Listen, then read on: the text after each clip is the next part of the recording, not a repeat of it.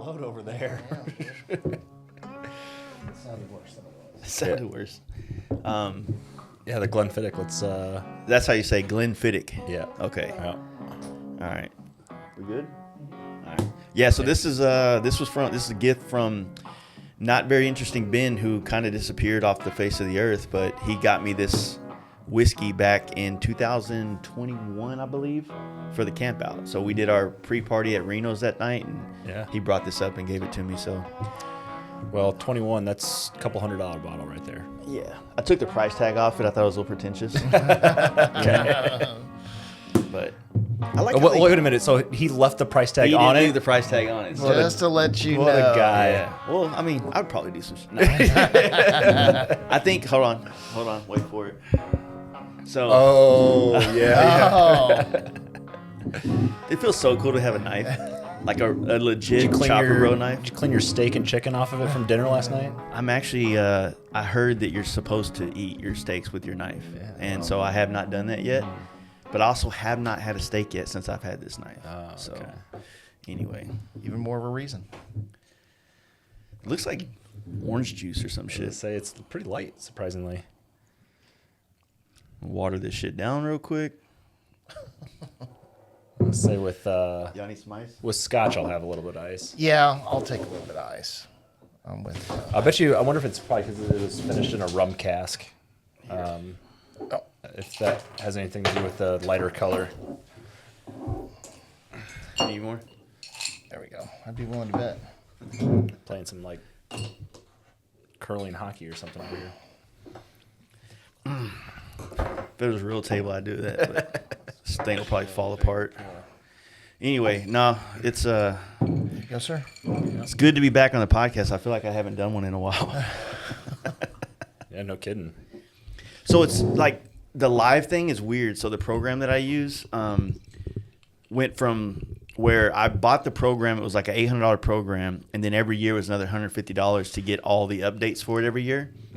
But now they've succumbed to the whole subscription-based model, like most other program companies, and it's just like another $40 program a month on top of the other six. I pay 6 different subscriptions for programs to run this business, right? Mm-hmm. From the vinyl cutting software to all the Adobe products to the fucking, software for like accounting that I suck at.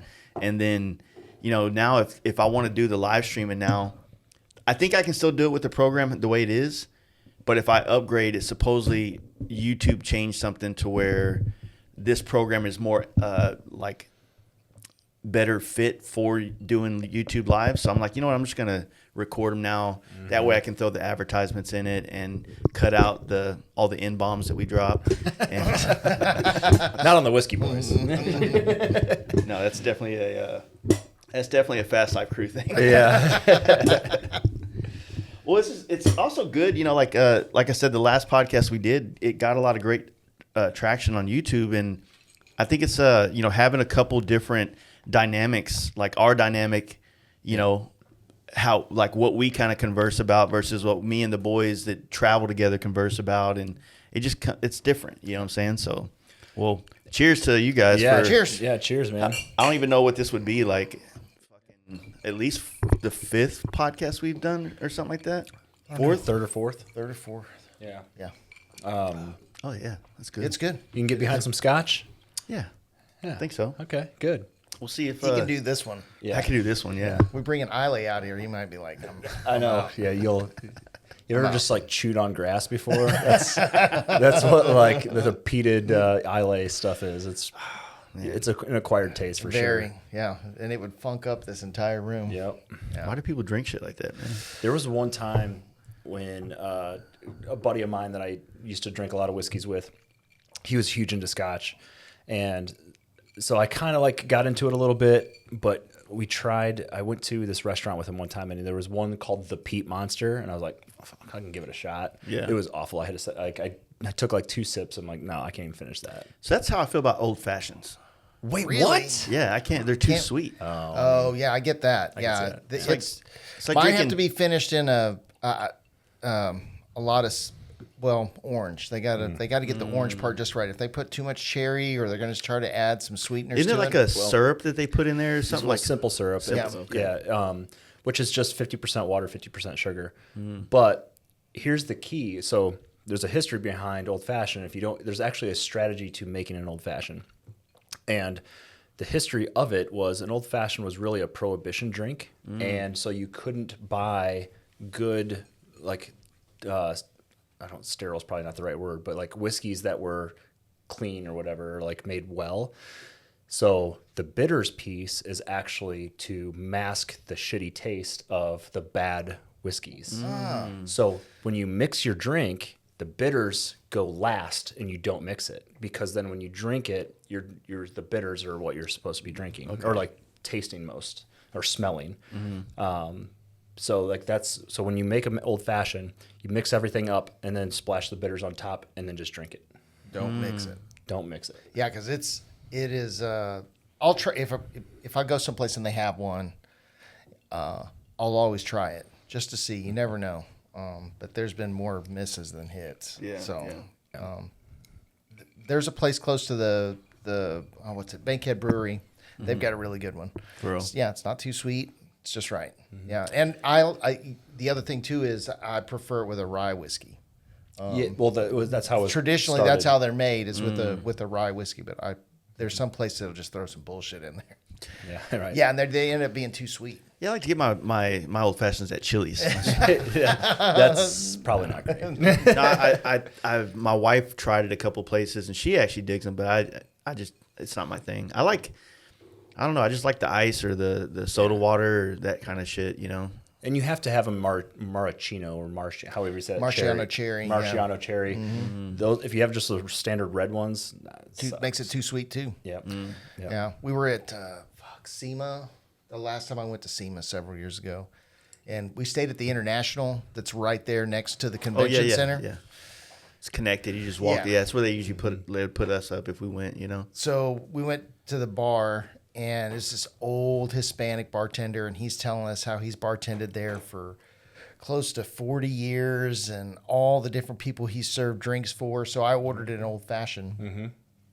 And he's like, well, this is the one that, I don't remember, Frank Sinatra or somebody used to order. So I'm watching him make it, and he pulls like some house bourbon, and it's just like he puts the simple syrup in there. The orange rind was, he just squirted a little bit of orange in there and just kind of rubbed it on the rim of the glass. And then he took Sweet and Low and opened it up and poured it in there. And I was like, we're so done. I took one or two sips to be nice, but as soon as he was gone, I slid it out of the way. Yeah. It was terrible. Yeah. I don't know, man. I don't know. It's a whiskey podcast, but we really don't talk about whiskeys much other than like, you know, I'm not like a whiskey nerd yet. I just like to drink it. I'm not a. Yeah. I'm It's my preferred liquor right now, Yeah, you sure. know? Yeah. Because if it was tequila, we'd be naked at the end. You know what I mean? Like, hey, man, bring that book out, dude. It's going to be turned into the Fast Life OnlyFans. Yeah, exactly. Yeah, that's why we had to stop going live. Got to pay for that content, bro. It's real easy to get out of control with vodka and tequila for me personally. Well, vodka was like, for me as a young drinker, which, you know, I started drinking at 29 years old. I didn't drink before that. So it was like, vodka was the easiest thing to drink. Cherry vodka or fucking Red Bull vodka. That's the ones, right? I smell those right now and it brings you, you know, because I'm a talker, right? So what I would do is, it was like the first drink that I ever like really would go in and just go hard with. And when you're on Red Bull vodka, it's like being on, which I've never done cocaine, but I imagine it's that way, that you're just like 100 miles an hour and then you're so fucking drunk that you stand up and you're like, you know. I'm sure like the Adderall thing too. I mean, it's got to be consistent with that too. Yeah, I wonder, you know, because I've never done coke or anything like that, but Adderall for me has been like I'm a nice person. I feel happy. Like, I look at you and go, man, fucking Jake's a good dude, man. You know, like I just have this like better attitude about me, at least for a couple hours in it. You know what I mean? I mean, there's a lot of similarities between the two. People just get super weird on blow. I mean, you know, personally, there's a big difference being around people that are on Adderall and then somebody that's fucking banging out rails. Because people on coke, they don't stop. They just keep going. Especially if they have a bunch of it, they keep going. You know, next thing you know, they're telling you about some scheme, their business investment they want you in. Their fucking nostrils look like powdered donuts. Their John. Just constantly touching themselves, you know, sweating profusely. Yeah. That sounds fun. No, Right, exactly. fucking terrible, dude.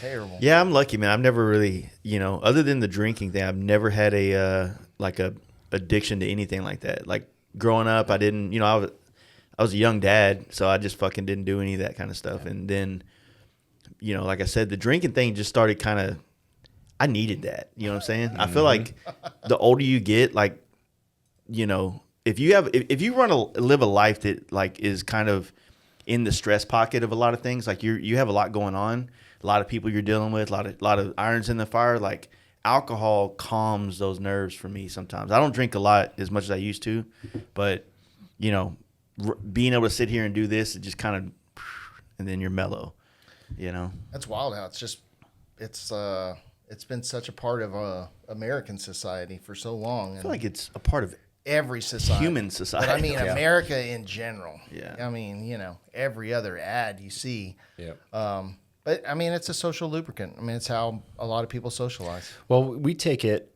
because you go over to Europe, like Italy and those types of things, in Germany, for example, they actually start people drinking way younger than us. But it's more of a communal. It's not like a drink to get drunk. It's a, hey, this tastes good, we're gonna have like one or two and that's it. But they do it every day. Yeah. And they're never like really out of control. Here, like we just like binge it and Yeah. Well, we do everything in excess here. That's what we do. Dude, in this small part of Oklahoma, they have the sand dunes up there, right? Yeah. And there's this German restaurant there that's pretty fucking fire, like authentic German stuff. And they have all like authentic German beers, and they're all dark and they're fucking delicious, dude. Yep. I found out that I'm a big German beer fan. You know what I'm saying? Yeah. When you were telling me, you're like, oh yeah, I'm a stout guy. I like darks. He's like Guinness, and I was like, that's like the last year I've gotten to the point where I like a good dark beer. But Guinness sometimes is a little too sweet for me. I've had some like other dark beers recently that have been really just on the money. Porters are awesome too. Is that okay? Yeah. I love porters, especially this time of year. We're going into vanilla porter season. Yeah. I haven't had Yeah. that, so I'm gonna have to try that shit. Yeah. That's the time of year for it. You don't, you know, you can have one or two of those and they're filling, and you know, the alcohol content's pretty high, so it's not like you're sitting there having to slam a bunch of them. You have one or two and you're pretty good, and get back on the water. Exactly. Well, the thing with me is like I'm so used to drinking the way that we would drink, you know, Dos Equis or Corona. Exactly. That when you start drinking the dark beers, I'm still trying to drink it like it's fucking summertime and we're going out and partying or whatever. And dude, it just, I mean, I can put them down. You know, at the bike night spot we had last year, the Cannons. The Irish bar, bro. I would walk away with $100 tabs from drinking Guinness that night. Yeah, you know? easy. And yeah, well, even here in town, the guy who rides but manages or runs the Outfit Brewing place, they came up with a beer aged or something like that in bourbon barrels. Man, it tastes so good, but it's 13%. Yeah. And I'm like, you drink one or two of those, and you're pretty good. that's how Matt used to do it. He'd get those Blood and Honeys and be trashed like 30 minutes into the hang. You get drunk quick, and then you're good for the rest of the Yeah. Fetal position. Yeah, they hit really. You're they a cheap hit really date hard. then, I guess. Yeah. I just go hard. But what I think too about this is going into the whiskey thing. Like a lot of riders enjoy whiskey, and I think it's cooler than smoking cigars. Yeah, well, I mean, I smoke cigars too, but still. That's the best combo. Nice cigar and a whiskey. glass of scotch or whiskey. Oh, man, I don't know. It's an acquired taste, acquired smell too. I don't mind the smell of cigars. I've never been the person that likes to smoke anything. The only thing that I hate Poles, about none of that shit. the only crappy thing, in my opinion, about cigars is like the day after, because it doesn't matter if like how well you brushed your teeth or like what you ate, like in between, like you just have that charcoal taste in your mouth the next morning, and it sucks. And you're not really like inhaling a cigar, right? You're just kind of like it's just permeating. No, and you don't have that taste while you're smoking it, or even like shortly after. It's the next morning. It's just like. Well, and it's it's the oils that are in it. The oils get in your fingers, and whatever you're wearing is fucked. I mean, it's like sitting around a campfire all night. Oh, it's worse. I mean, it is way worse. Yeah. No, I get it. It seems like you'd get these like fads that you would see through like social media, like all of a sudden, oh, that dude's a cigar guy now. You know, he's into that, and it's like it becomes somebody's identity, right? Like we always talk about that stuff, like how people's like men's hobbies become who they are, like you know. And I don't know. It's you always see the memes, right? It's like coming out of coming into manhood. It's like men have all these different pathways. How they're gonna self-identify. Yeah. You know? So if it's like it's going to be alcohol and cigars or some other crazy hobby, they have all New Balance and Corvettes, So can't wait till that phase. We're getting close. I'm getting close. You have to sell that Mercedes and get you a nice C5 Corvette. Put you a Borla on it. Sometimes they catch my eye and I'm like, dude. It's like that meme with the guy looking back, with the chick. With the chick, that's him. Fucking memes, right? That's a weird thing in culture that nobody predicted back in like when AOL and you were on dial up. Nobody was like, "Where's Nostradamus with like no. Yeah, well, and what's funny too is you always know that one guy that is the total personality that you would never expect to be a huge meme person, but they always text in memes and stuff like that. Like, I don't know if you guys know that person, but I've got a couple of them that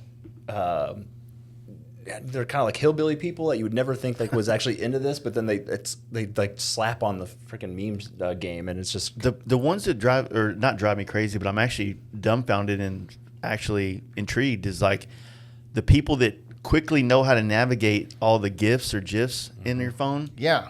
And like I'll say, hey, badass, and then he sends me like the black dude that's winking or whatever, and it's like, do you have these saved? Right. Like how fast are you at that? Like, or do you have like a favorites? Yeah. in this thing, like how is this coming out so quickly? So it was always I don't know. Memes is weird, right? Because it's like a whole nother. It really is like an art form. It's an art form of like kind of poking fun at some kind of commonality that we all kind of witness, but in like some kind of form or fashion that's like whatever, I think it's one of the greatest forms of satire and comedy. I love them. I mean, you remember that they had that whole thing on Netflix where they were talking about how memes were kind of like stealing comedians' jokes. Yeah. And there was a whole thing about it where these meme pages were getting millions and millions of followers back when it really meant something on Instagram to have that. Yeah. And then then they were like, hey, you stole my fucking joke. Right. Turned it into a meme, but it's like it's so removed. It is. That how do you even like you take an old Eddie Murphy joke that maybe holds up today from like way back in the day and you turn that into a meme somehow. It's like, does Eddie Murphy sue you for that? Like, how does that work? Yeah, I don't know. Because it's not like it's you. Yeah, and how do you I'm sure there's a way, but like, do you copyright your material like a joke? Can you do that? I don't know. I mean, Yeah. Carlos Mencia didn't do too well out of his situation, but that's a good video if you ever want to watch that on YouTube. Rogan getting up on stage with him. Oh yeah. Calling them out. Yeah. Well, I saw Carlos Mencia actually. Was it? I think it was Paul Rodriguez opened up for him at the Improv. That was like at the height of his. Yeah. When he was really Mind of Mencia. Yeah, and then when that came out, you're like, oh man, that sucks. Yeah. Well, what's crazy is like he's really close. Mencia is really close with the Covingtons because he had a bunch of bikes built by them. Oh, really? So when you're at the Covingtons, like they got all these autographs everywhere. I'm like, y'all know who Joe Rogan is? Watch this video, you'll love it. But, no, it's crazy. But yeah, this year, man, it's just kind of like insanely went by so quickly. Flew by. Flew by. But that's every year now. Yeah. Does it get worse? It does get worse. It does get worse. Come on, Paul. Let me know what do we got? What's in store for us when we? I mean, I think it's all good. So I've had a great journey so far. It's only gotten better, but this year has gone by really fast. It's been a fun year, though. I mean, just being an outsider looking in, it's been a lot of fun. Yeah, I mean, you've done a lot more this year than you have. Yeah, and I think a lot of that has to do with you not working 2 jobs and all that stuff. So I've that had a lot helps. more freedom this year. So certainly I could say it's been better. So, but how do you envision that for 2024? Even like similar to this year or more? I mean, I think the one thing I know for sure is it was always just a pleasure just to be able to have time just to go to an event. It didn't really matter how I got there, but I really want to spend more time just riding. Mm-hmm. So I bought some really nice like all weather gear to encourage myself to ride more during the cold season, and if it's raining. So we'll see. Knock on wood, fingers crossed. So it's like I don't know anybody that's just like, I'm gonna go ride today. Let me go try out these new gear for rain. Like rain's a ride that you just happen to happen, right? Well, what happened? So I had like a little shitty Amazon set, rain gear set when we were in Sturgis, and Corey whips out his nice.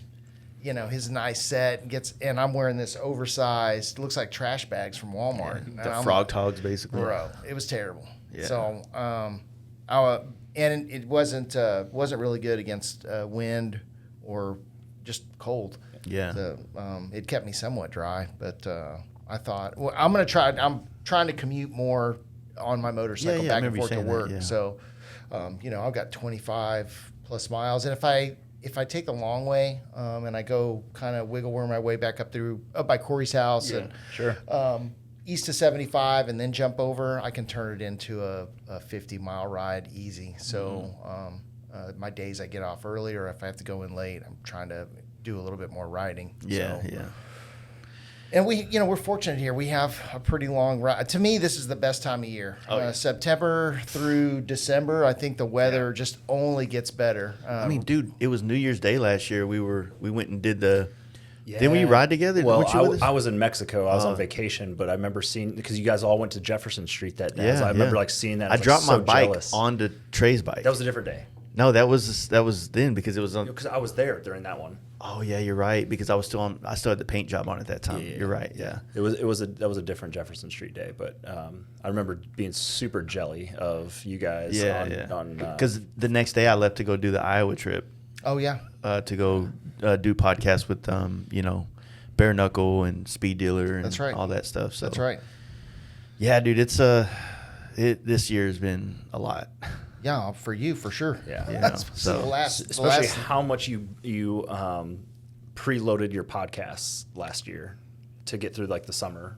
Yeah, so when we did the how did I do that? Oh, when I went to. It didn't feel like driving to Washington was this year, but it was. We did 15 episodes on that trip, and then when we come back, it was like going into April, which made it so much easier to kind of focus on work. And then whatever podcast did happen, we remodeled in here somewhat, and whatever did happen was just, it was just easier to add that in, because I didn't finish uploading those podcasts from that trip until we left for Sturgis. So, but I mean, I had 2 weeks on the road to Born Free in California, and then I had 2 weeks on the road with the homies going up around the Great Lakes. Yeah. Then Sturgis. All your FXR shit. All the FXR stuff, which that was that probably planted me home the longest this whole year, from literally when we got back from Sturgis to the middle of October when we hit the road, because the only thing that we left for was to go do the thing in Austin, the race down there, the Moto America thing. Yeah. But yeah, it's just been it's been good though. I mean, I feel like everything has been like another small step towards some goal that I have no idea what it is, but it feels like that's the direction I'm supposed to go, right? But I mean, we kind of had our first podcast really go super viral in this world with the Matt Jackson podcast we did. Was that because he got arrested right after? No. Or was it already? Or I think it was just. was it already hitting? I think that because that podcast, that intro that I made was kind of chill, yeah, you know? Yeah. That for our podcast, that was the first time we put something like that on it. And it was the first time we did a podcast video-wise outside the shop. Yeah.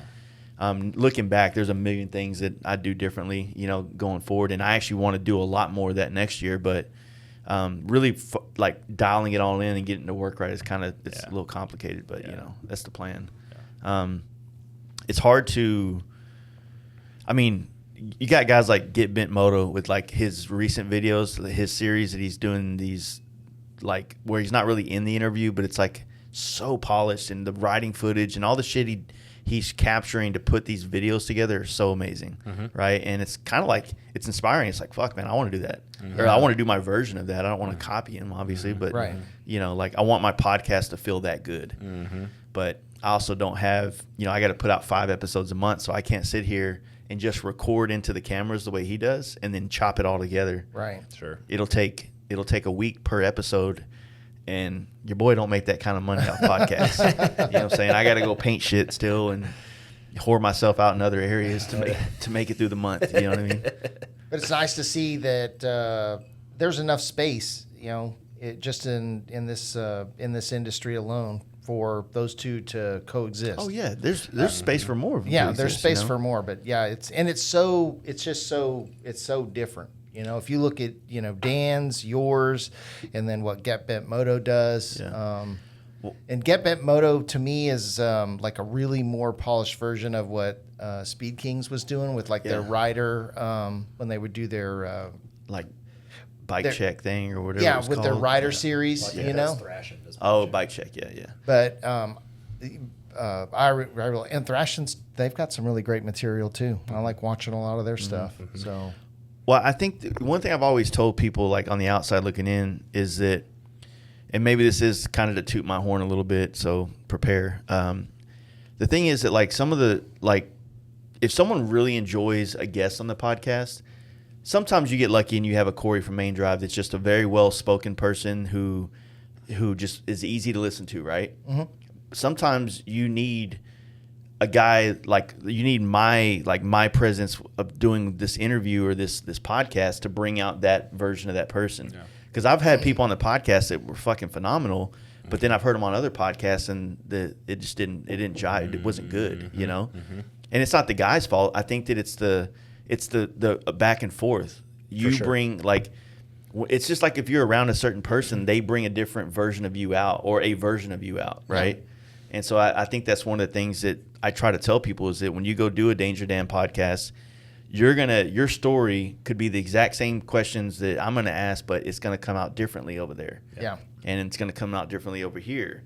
And for certain people, Dan's perspective and the way he's gonna ask questions is gonna bring out maybe something that maybe he's going to tell your story better than I could, right?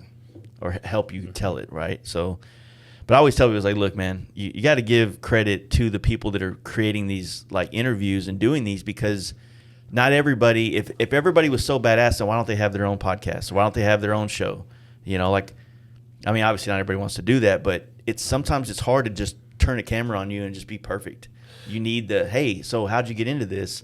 And then you get into the space and you tell this story.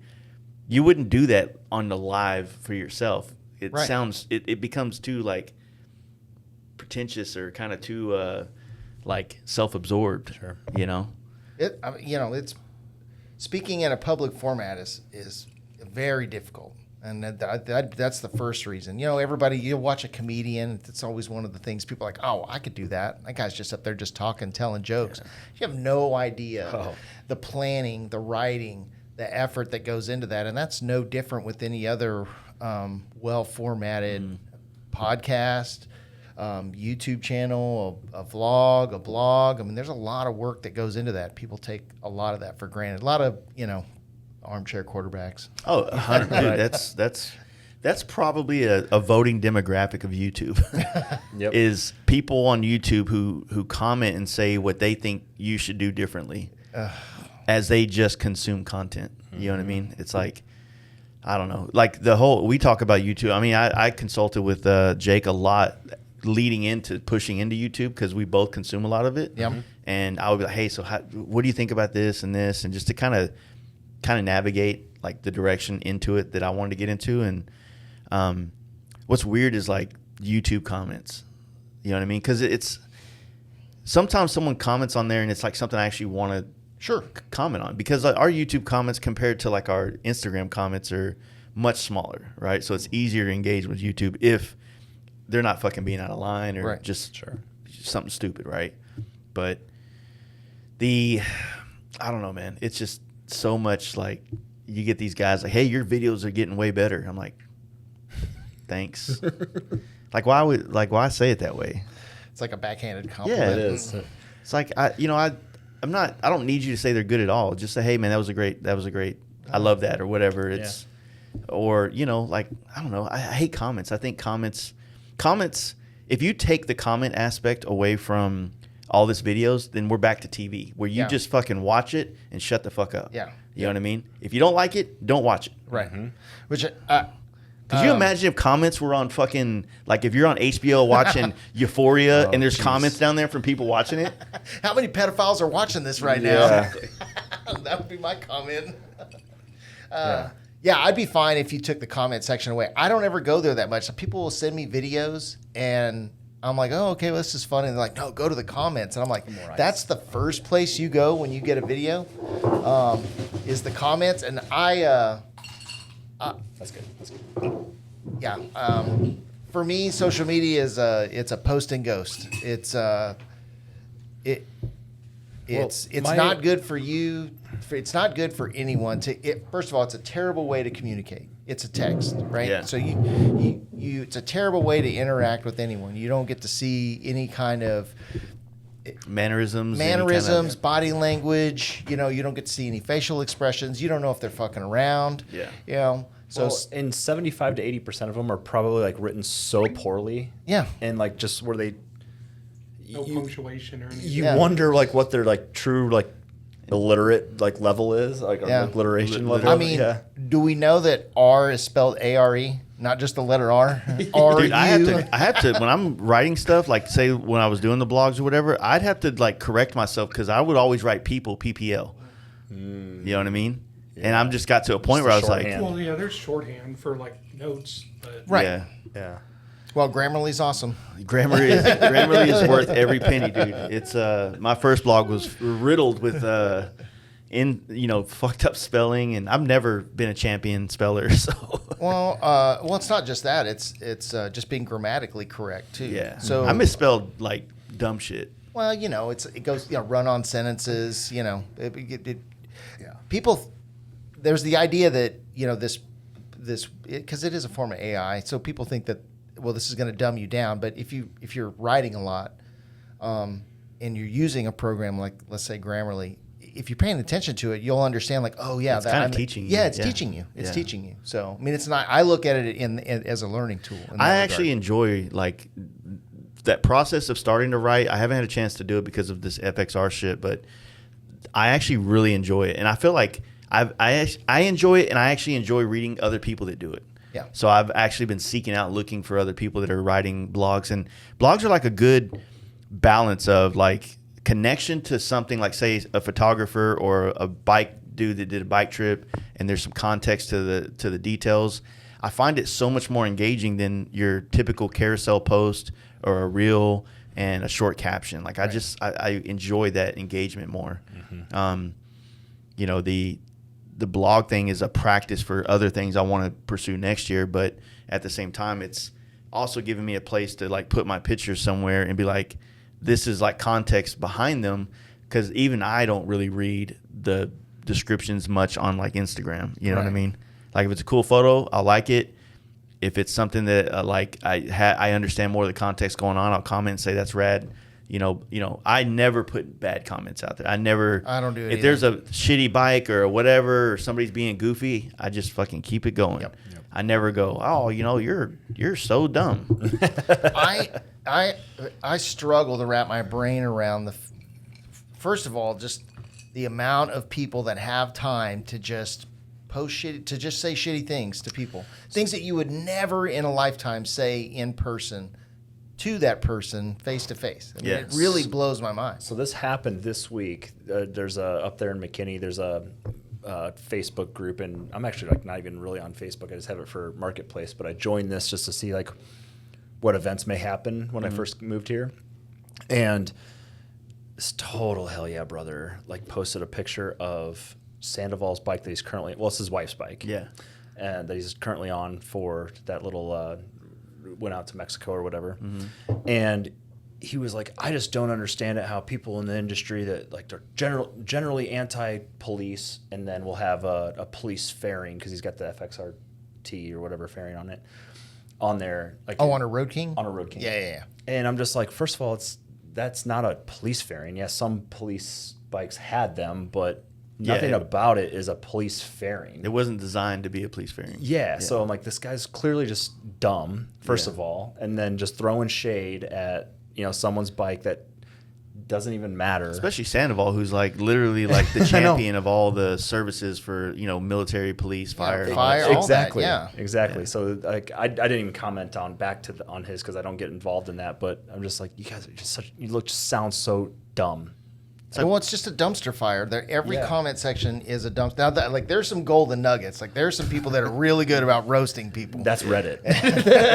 Yeah, no shit. No shit. Yeah, there are some real roasters out there, and I'll give props to somebody that will roast, that gets somebody really good. But there's also people that solely exist on social media just to roast people in the comments. That's fine. Like I said, the more you do on social media, like say with all the FXR tour stuff, and we've had a few people like wanting to kind of throw shade at the whole thing, and it's fine. But my thing is like, I don't engage with that shit because if I engage with it, that gives more attention. It helps them get their stuff. I'll just fucking. You're giving somebody power that doesn't need it. You're giving them attention and shining light on something that doesn't need it. Like if what you guys were doing, I think the thing that irritated me the most about any kind. Well, first of all, I know a lot of you guys personally. Yeah. So I'd be defensive in that regard, but it's like this was literally just a group of guys that were trying to do something fun and good for the motorcycle community and promote motorcycles. And if you're going to turn this into whatever, like get hate on it, it's a clown show. It's this. I'm like, what are you doing? What are you doing? Yeah. What are you doing to promote motorcycles? Yeah. What are you doing? Yeah. There's always somebody that's butthurt because they didn't get invited to the party. Or they're not part of the club, but this isn't something that you can't be a part of. Participate. Yeah. What's Vince Vaughn? One movie. Twinkle, twinkle, baby. Oh, it'd be cool. Yeah. Don't hate, participate. That's a good movie. But it's unfortunate, but that's how I look at the comment section in a lot of things. If you look in it's cool to look every once in a while, and it's like, yep, it's a dumpster fire. It's always a dumpster fire. So there's just, I guess I look at like the time spent doing stuff. It's like if I'm going to be on social media or if I'm going to be online or YouTube, I want to gain something from it. And sometimes something's funny, laugh at it, whatever, or a publicly, whatever. But and I also understand that like the bigger things become, the more you have to be ready for criticism and things like that. And so, obviously we've had our fair share of people that weren't even at the FXR tour that decided that it was bad for the motorcycle world because the lens that they looked at through their phone made them feel that way. Yeah. Right. Even though every person that was on the tour was in love with it. Yeah. They had a blast. They had a blast leading up to it. It was never what these people were on the outside thinking it was.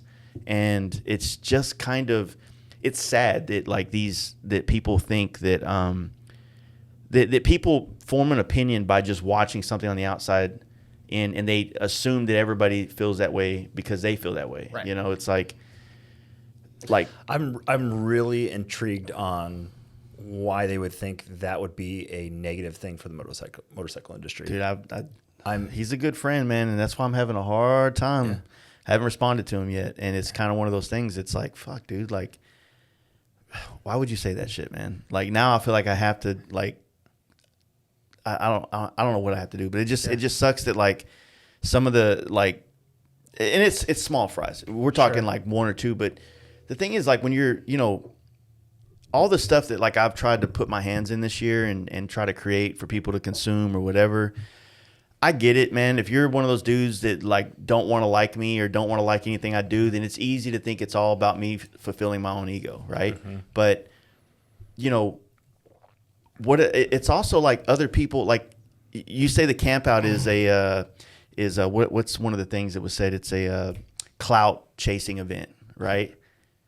But if you're actually at it, right, and you're actually you become a part of it and you experience it, you'll realize that what it is what it is. It's an event to make you do what you said you do on bikes, but you never do it because you're always in the fucking comments, right? It's a chance for you to get out and actually meet people that like riding bikes. It just so happens that they also have a social media account. Mm-hmm. You know what it isn't? There ain't a lot of people going, hey, it's your boys there doing videos. No. So how is it a clout fest? Right. Yeah. You know what I mean? It's people out there hanging out, riding. Most people say, oh, I took 2 pictures the whole time. How is that a clout fest? Right. You know? So if all the things that we create to help to give people an opportunity to find some kind of, like, happiness or some other alternative way to live this motorcycle life, if you take that as, like, me fulfilling my own ego, dude, let me show you what I live in. Let me show you my bank account. I don't fucking make money off that shit. No shit. You know, I do this because I like that feeling. It's dope when some dude, you know, sends you this long message talking about how, like, he made lifelong friends by coming to the camp out and he never experienced something like that before. It's like, that dude's not going to put that out there on social media because it's a little vulnerable. It's a little more personal, right? Sure. But I appreciate that. And that's the people that I want to fucking do it for because they get it. Yeah. You know, and I feel that way, you know, like everything that I try to create is something that I've experienced somewhere else that I felt like brought value to my life. Mm-hmm. And I want to take it, if it doesn't exist anymore, and keep it alive or bring it back or whatever. Because, you know, I've always said it. Giddy Up was my inspiration to do the camp out. Giddy Up went away, you know. So we have a camp out that kind of has some elements of what Giddy Up was so people can experience that. Yeah. You know, and when you travel across the country to this event and you make friends and you're coming from Boston and you end up meeting some dude from Virginia and next thing you know, you guys have a wild night in Nashville. It's like, that's what it's about. Yeah. Mm-hmm. You know, not clout chasing. No, it's about community. You're clout chasing, sitting on the internet, being mad because someone else is living their life on a motorcycle. Right. Like, what are you doing, dude? Fucking just shoot yourself. Yo, god damn. Dude, Scotch, dude. It makes Chase angry. Hulk smash. I don't know, man. It's like a slide that knife over here. It's just one of those situations where it's like, you know, you more and more have to disconnect yourself from, you know, being accessible to everybody because everybody feels like they can just talk to you any kind of way and say anything they want to you, and all that shit is like now trapped in my head. It's in me. It's like that. I know that is how somebody feels, and that's eating me up inside now. But I can't. There's nothing I can do about that. No. You know. No. Yeah. So and odds are, like I said, it's a shitty way to communicate because 9 times out of 10, that same remark or statement, or even how they feel, wouldn't be that way if it was face to face. Yeah. Or if they were there part of the event. Like, you just come, be mad, but just come and you'll see that it's totally different. Mm-hmm. You know, you're going to make friends, you're going to meet people, and if you were there and you still have that opinion, like, beat it. Right. You right. know, like. Yeah, I just I don't know. It's it's the part that.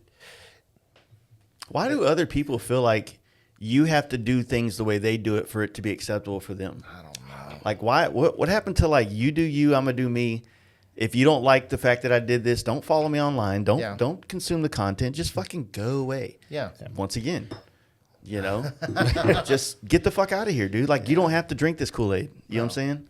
Yeah, but there is a piece though too where like if you're close with someone and they're like, oh man, you didn't like my shit or you didn't do this, and it's like, I mean, well, we're close, right? Yeah. So if Yeah. you guys come to the camp out and Yeah. then we're at bike night and we're having a conversation about something, Yeah. and you're like, man, like that was fun, but man, this right here, we got to change this. Yeah. I take that as constructive criticism. oh to for fix sure, something. yeah, yeah. But if you're like online and you're like, yeah, the camp out was fucking lame, blah blah blah, it's like, oh, and we're close friends. Yeah, like, yeah. you think I'm gonna fucking respond to that? yeah, Yeah, it's no, bullshit. Like, no, that is if you actually care about Completely like if you're actually not trying to, if you're not trying to put your comment out there to find other people like you that feel the same way, then tell me that in private. Completely And the friend that told me about the tour did it in private, so I give him respect for that. But Yep. still out of line for what he said, you know. But at the same time, it's one of those situations, right?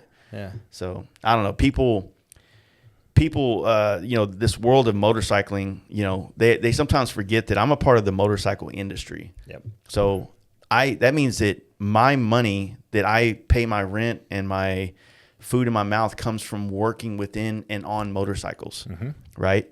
So when people who do not make their money from working within or on motorcycles have opinions about how I need to fucking live my life and do my business, you can kick fucking rocks, right. Because you're not walking in these shoes. You're not working within these bounds of this industry to have an opinion about how I need to fucking do what I do. You know what I'm saying? Just let me do me, and you go fucking work at Costco or whatever the fuck you do. Right. You know what I mean? Like, you're a union welder. Go fucking union weld, bro. Right. Like, They just might talk because, shit, yeah, like you don't know what it's like to work in this motorcycle industry, and maybe you did, and you couldn't handle it, so you went and became a union welder. Yep. Right. And I'm not talking shit about that. That's a fucking awesome job to Yeah, have. it is. Way better than what this is. Yeah. But it's one of those situations where so many people feel the need to just have an opinion about how things are going when they don't fucking have a clue how to do it, right? It's, you know, armchair quarterback shit, or however you say that, right? Yeah, no, that's right. So- And I need to get water or something. This shit's making me mad. The heat's coming out of my fucking shirt. it bums me out to. I mean, I don't like it personally. You know, I don't like any emotion that spoils the vessel that it contains. Yeah. So, you know, it's why I'm not going to be envious of someone. I'm not going to be jealous. I refuse to be angry. You know, and I understand they're all natural human reactions. It's going to happen. But those are things I'm going to deal with in private with myself. If you really think about like those two words, jealousy and inspiration, they're the same thing. It's just how you internalize it. Yeah. For sure. Yeah. So you can be jealous of somebody and what they're doing, or you can be inspired by it. Yeah. Inspired means that you're going to take that. Jealousy is a form of envy. Yeah. Right? Or is envy. Like, it's how you do it, right? So like if you know, if you didn't get invited on the FXR tour and you didn't get as much attention on your bike as everybody else, like, dude, if you're going to be in this bike game and you're going to build bikes and you think you're going to do one and done, like you're going to build one bike and all of a sudden now you're on the level of Jesse James, like it doesn't work that way. It's a lifelong endeavor of customizing and growing your skills and growing your network and growing your flavor, like your style, right? That happens over time. It doesn't happen once. You know what I'm saying? And so you know, a lot of people have been blowing us up about like wanting to be builders, and the way that we kind of gone about like fixing that is that every builder's picking their successor so that the heat's off of me. Right. You know, because I have so many friends and doing this podcast, you know, so many people that do this. It's like, I mean, you can't have 50 builders on a tour. Like I can't take care of 50 people in hotels and that kind of shit. So it's like, you know, to me, it's like, okay, well, if you don't get picked next year, but you have an idea, build the bike. Yeah. Come anyway. Right. Show up. I mean, you're still going to be a part. We're not going to be like, hey, you can't be here. Right. You know, it's like build it anyway and show up. You're still going to be surrounded by a lot of people in the industry. There's still going to be a lot of attention, even more attention next year with some of the brands coming involved. So it's like, why not just come be a part of it and support it? And then if you build something badass, you know, and you're there and you're still going to get some of the attention it's going to come your way as well if you got a badass bike. Then you might get invited next year by one of the builders that you just met that fucking thought you was cool as shit. Right. That's how you grow. You got to show up and you got to network. Yeah. Yeah. I agree. You know, and I also understand that a lot of people that were involved in, on this tour, they have businesses that spiral off of this. They make parts for these bikes. So it's something that, that benefited them. It's not just some guy that's just has something completely off base. This is a hobby and he just wants to be a part of it, where even if it is recognized, other than, accolations, comments, pats on the back, I mean, he's going to go back to his regular job. That's what I keep telling everybody. It's like your regular job probably will always take care of you better than the motorcycle industry. This is being in this industry is a labor of love. That is it. You know what I mean? It's not a get rich quick. It's not even a get rich thing. You get to work on the hobby and thing you love the most. And the other thing that people don't understand is that you have to find a way to stay in love with it. Yeah. Because when you do this shit every day, instead of like every weekend, like, dude, it can take the fun. That's why you see so many shops that's been around for a long time that don't ride anymore. They don't want to. It became a job, and they want to get away from their job on the weekends. Yeah. That's why they have, sand rails and fucking all these other toys to leave this thing, right? Finding a way to stay in love with this is the hardest part about being in the industry, on top of the fact that you're trying to make a living. Yeah. And it's fickle. I mean, trends come and go. I mean, that's part of this segment too. You and I have seen it. I mean, oh yeah. That's one of the things that I wanted to ask you guys. Like, I mean, I still am a huge proponent of the performance baggers. I think it's a great bike and a great platform, but at the same time, what I noticed building the ST, or not building, just customizing the ST, is how many people ask me so many questions about that bike. Like, it seemed like that bike was the bike that most people that had a Road Glide was willing to go and customize and buy one of those next, because I think they wanted something new. Maybe they've already had 2 Road Glides or 3, or maybe they had one and they wanted a different flavor. And the ST, the Lowrider ST, checked enough boxes to where you can go from a Road Glide back to an ST. Right. Did you feel like you got a lot of those questions while y'all were doing Lauren's bike? Yeah.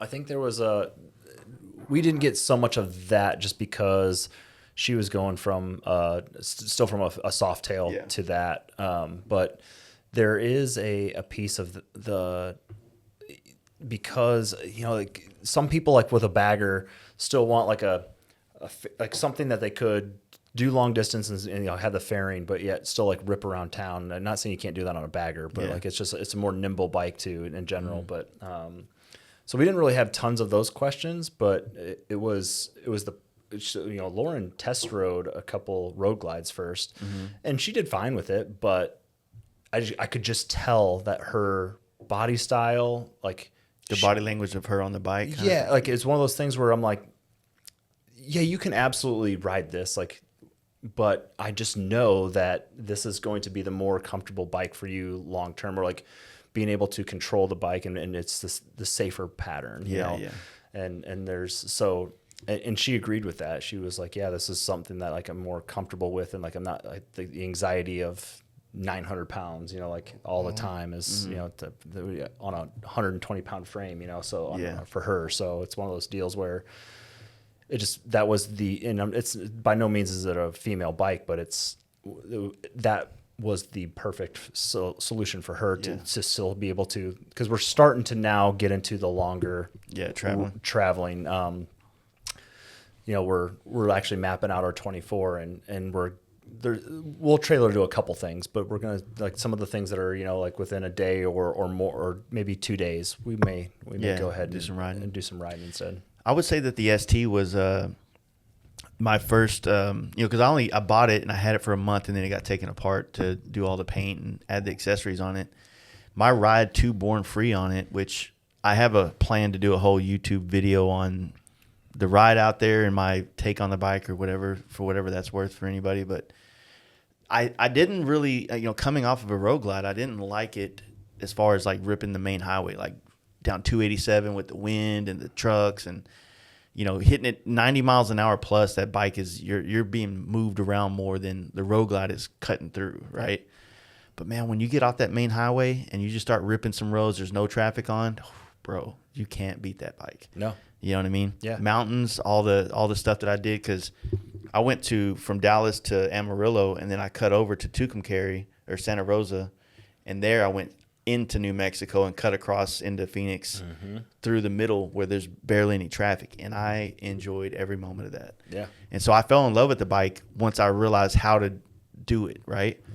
You know, and it's one thing I would try to like tell people, like you have to like it's not like this is a cheaper version of doing a road glide that's going to do everything a road glide does. A road glide solves all the problems or most of them for the main highway. But this ST or just the lowrider in general platform with a fairing and stuff, it gives you the chance of, you know, enjoying it at a cheaper price. Even though, as you know, you start customizing, it's not like, you know, it's not like if you have a Corvette and a Camaro, like the exhaust systems are a different price. It's the same fucking cost. Yeah. You know, it's just that you start on a cheaper bike here, Yes. and this bike costs a little bit more. Yeah. Yeah. You know?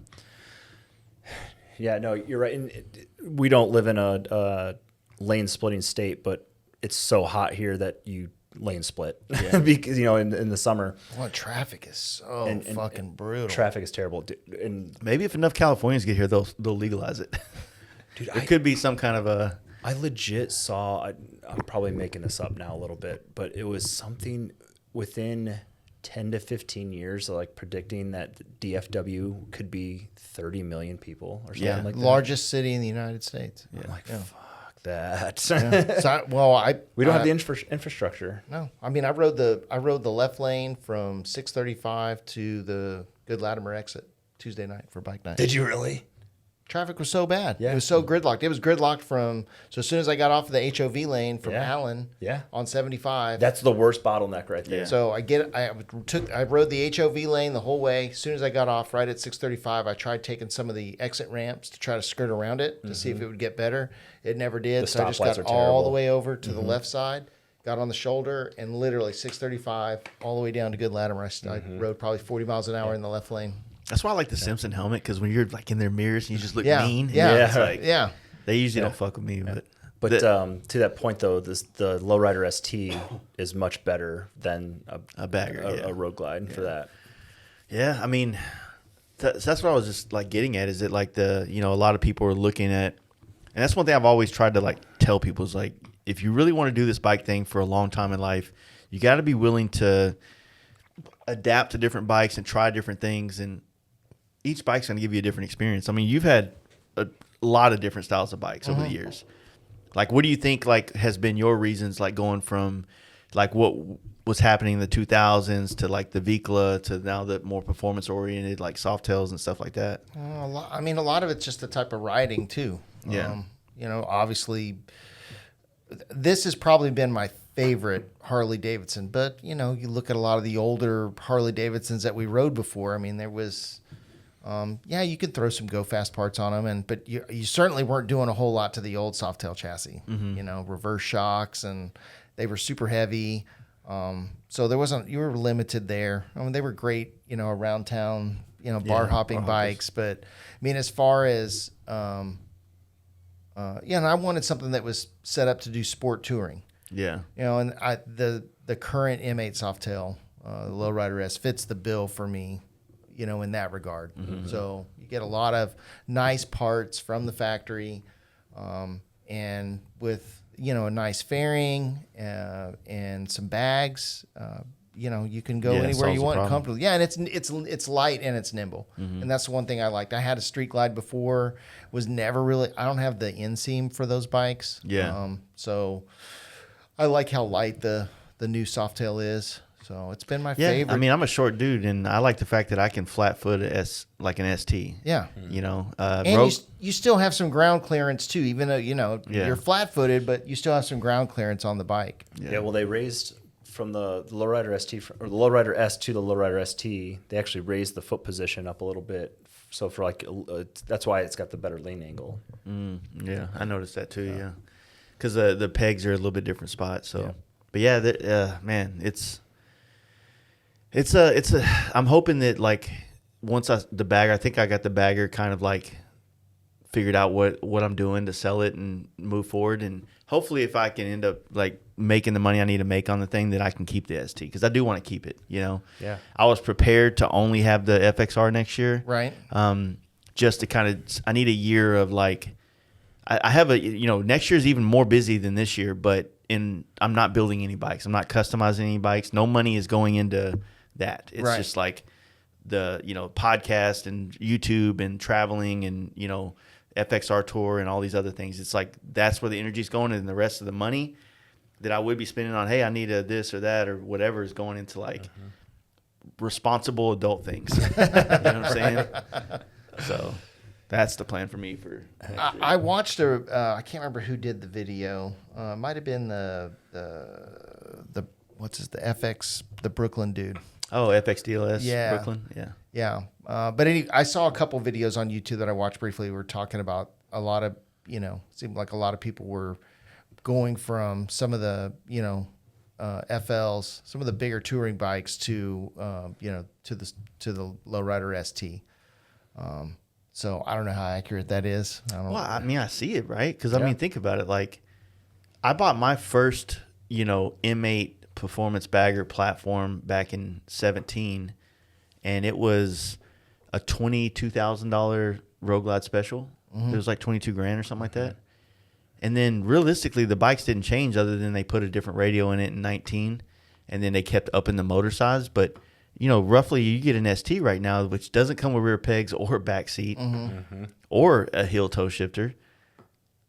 And you're paying, you're starting at $32,000 or $30,000 for that thing. You know what I mean? Yeah. Like, Yeah, and I'm curious on this, which, there's multiple variables to this, but the cannibalization within Harley of the people that have gone out of the Road Glide or Street Glide into the Lowrider ST.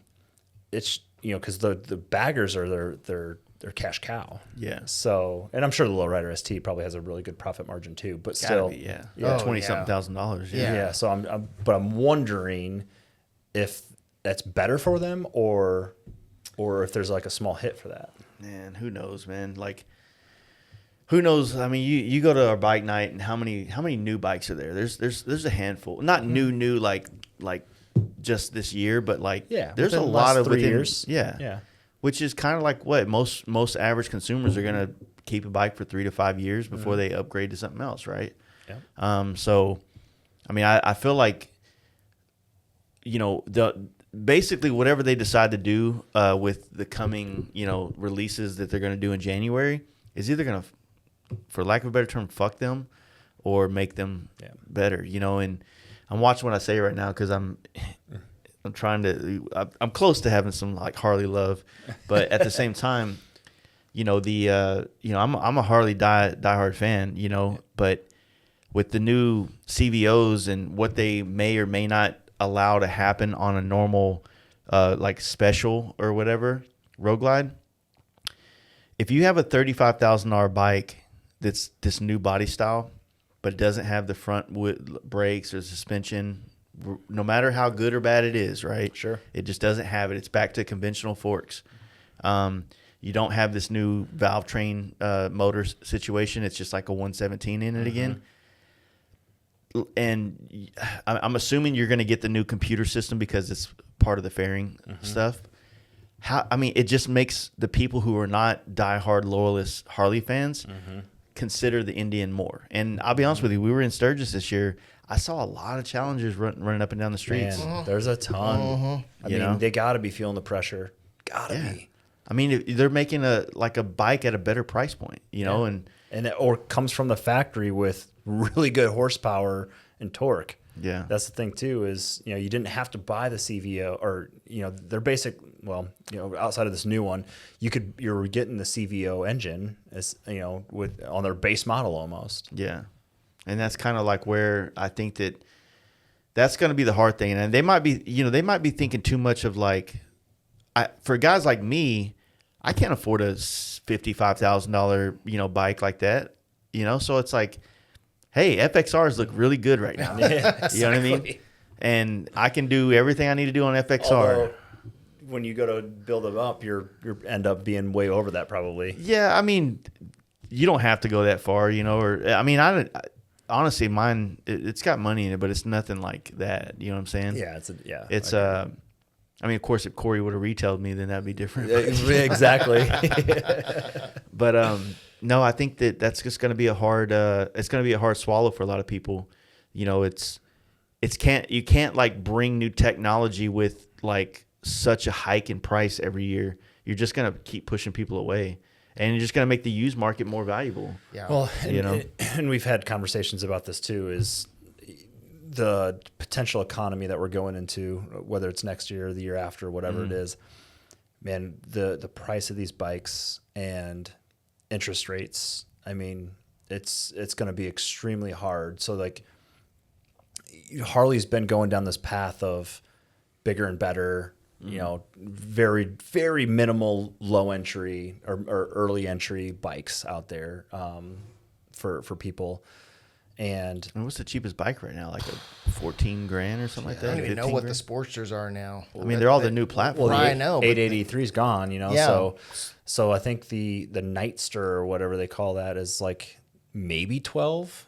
Oh, okay. Yeah, because I was going to say it'd have to be anywhere between the Softail Standard and then whatever the Sportsters are going. But They yeah, still have there's- the standard, the Softail standards? I haven't so. looked at their website lately, Yeah. but I think so. Because Yeah. I thought they got rid of almost all the Softails other than the Lowrider S and maybe one of the other like kind of No, they still have a pretty decent Softail lineup. Okay, they do. But the soft the as long as they don't get rid of Sportster- the FXDR, that's the one that everybody buys.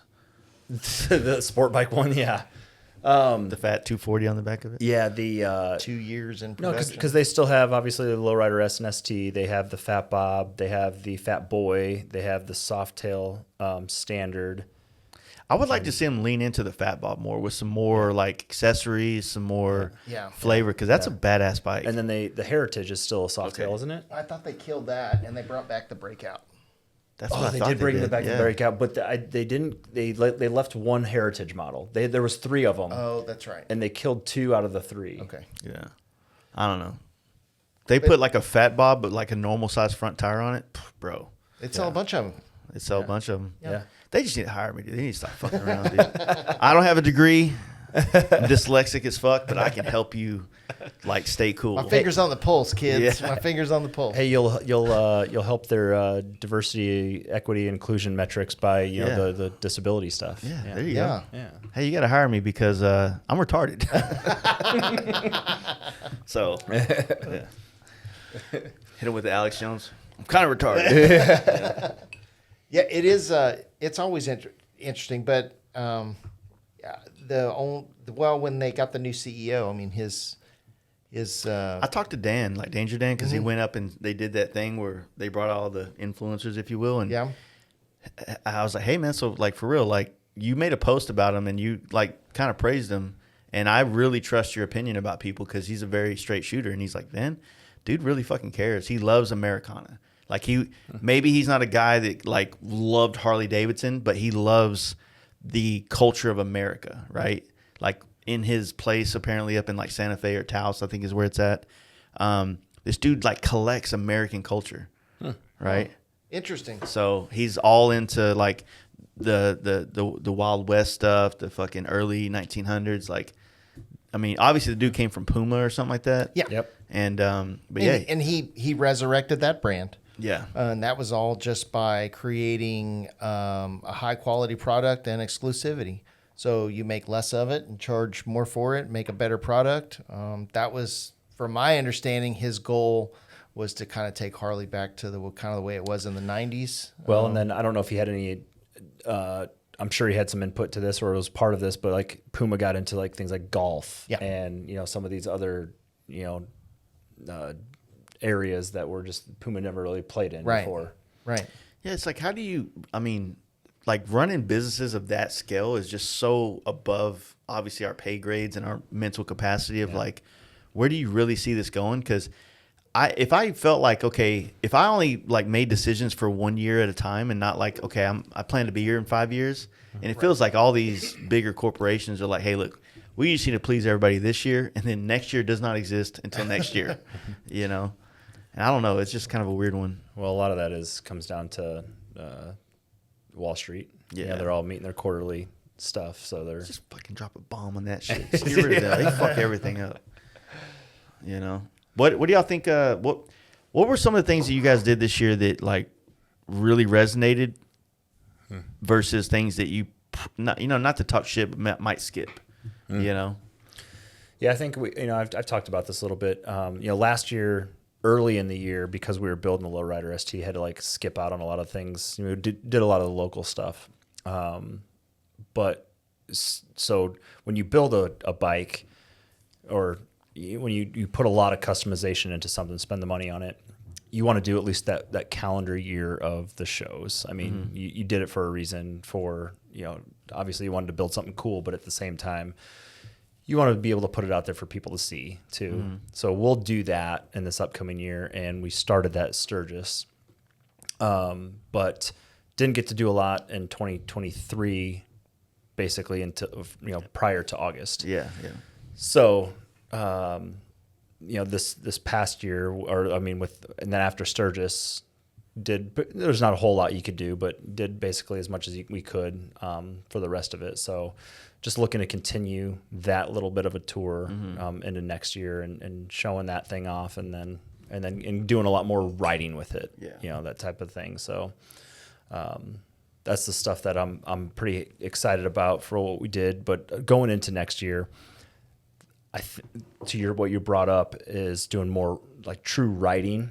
I think these like smaller local, I shouldn't say local, but the smaller events I'm probably going to pass on and just do like the big heavy hitters, and then just try to focus a lot more on like riding. Yeah.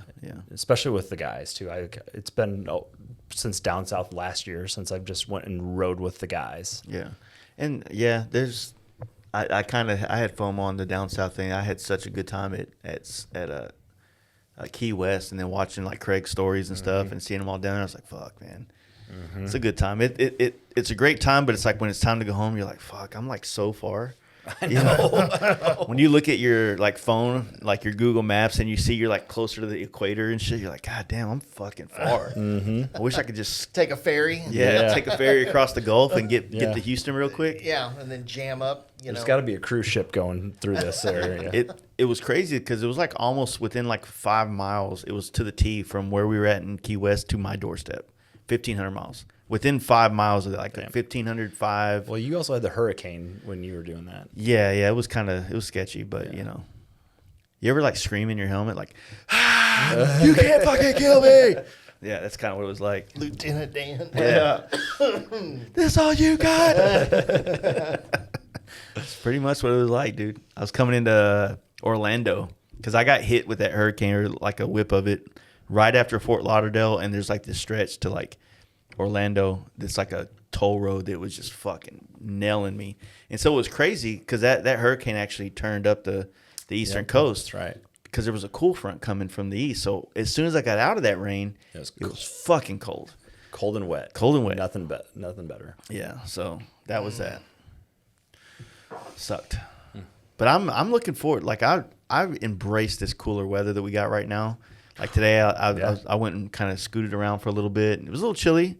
Had to break out the vest. Yeah. Yeah. But oh man, I don't know. I mean, I enjoy it. I'm still in this phase with this FXR of trying to figure out how to make it as comfortable as possible to travel on it. It's doable, but you have to, after 300 miles, you're just like, all right, man, like, let's get this done. Like, all right, it starts pissing you off a little bit, But it's not the bike. The bike's great, and it's the riding position and the lack of places to put my feet. And so my ass is taking all of it, right? So if I had rear pegs on it, which I do plan on putting on it, I can at least put my feet back and kind of change the pressure point of what I'm sitting on. Yep. So getting it dialed in and comfortable is like the main goal for the next couple of months. Hell yeah. So that I can really travel on it next year. That'd be sweet. Add some storage. Sissy bar. Yeah. That's it. And honestly, man, like riding it, like the way the tank and the little small fairing is, like your face and chest, like you don't get a lot of wind, but you feel it in your like your legs almost spread open. Out. Yeah, and your arms, you feel a lot. Like I'll be riding and I feel fine, but then I'll look over and I'm flexing. I'm like, what the fuck? Just let go. And I'm like, no, I'm holding myself because my arms it's pushing my arms off of it. Yeah. Because the bike's so narrow. Yeah. So, and then I don't have a gauge on it. So like I have an issue with cars passing me. So if I'm on the highway, like going to Galveston last weekend or the weekend before, like they're passing me like, fuck no. And next thing you know, I'm doing fucking 95, 100 miles an hour on this bike. And I don't know I'm doing that, but it's just like out of sight, out of mind. And you're like, so going down the road like a fucking windsock. yeah. What are you trying to do next year? Just hang out with my friends. Ride motorcycles, hang out with my friends. Yeah. Are there certain events that you want to do? I do want to do Sturgis again. That was a lot of fun. Maybe a dry one this year. Dry one. Maybe. Hey, I'll take it. I'll take it as it comes. Yeah. You don't get to pick that on that kind of thing. Yeah.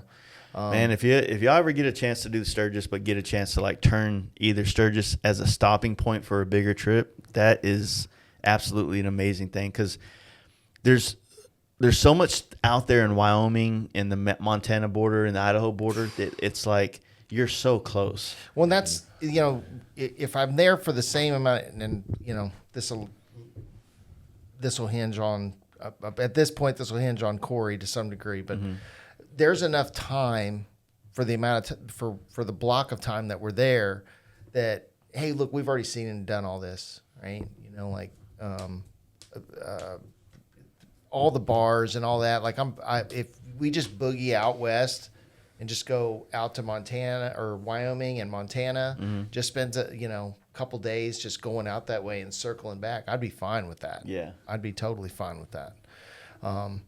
Sturgis was cool, but if I didn't do the same roads again and we were just up there and went someplace different, I'd be totally fine with that. Yeah.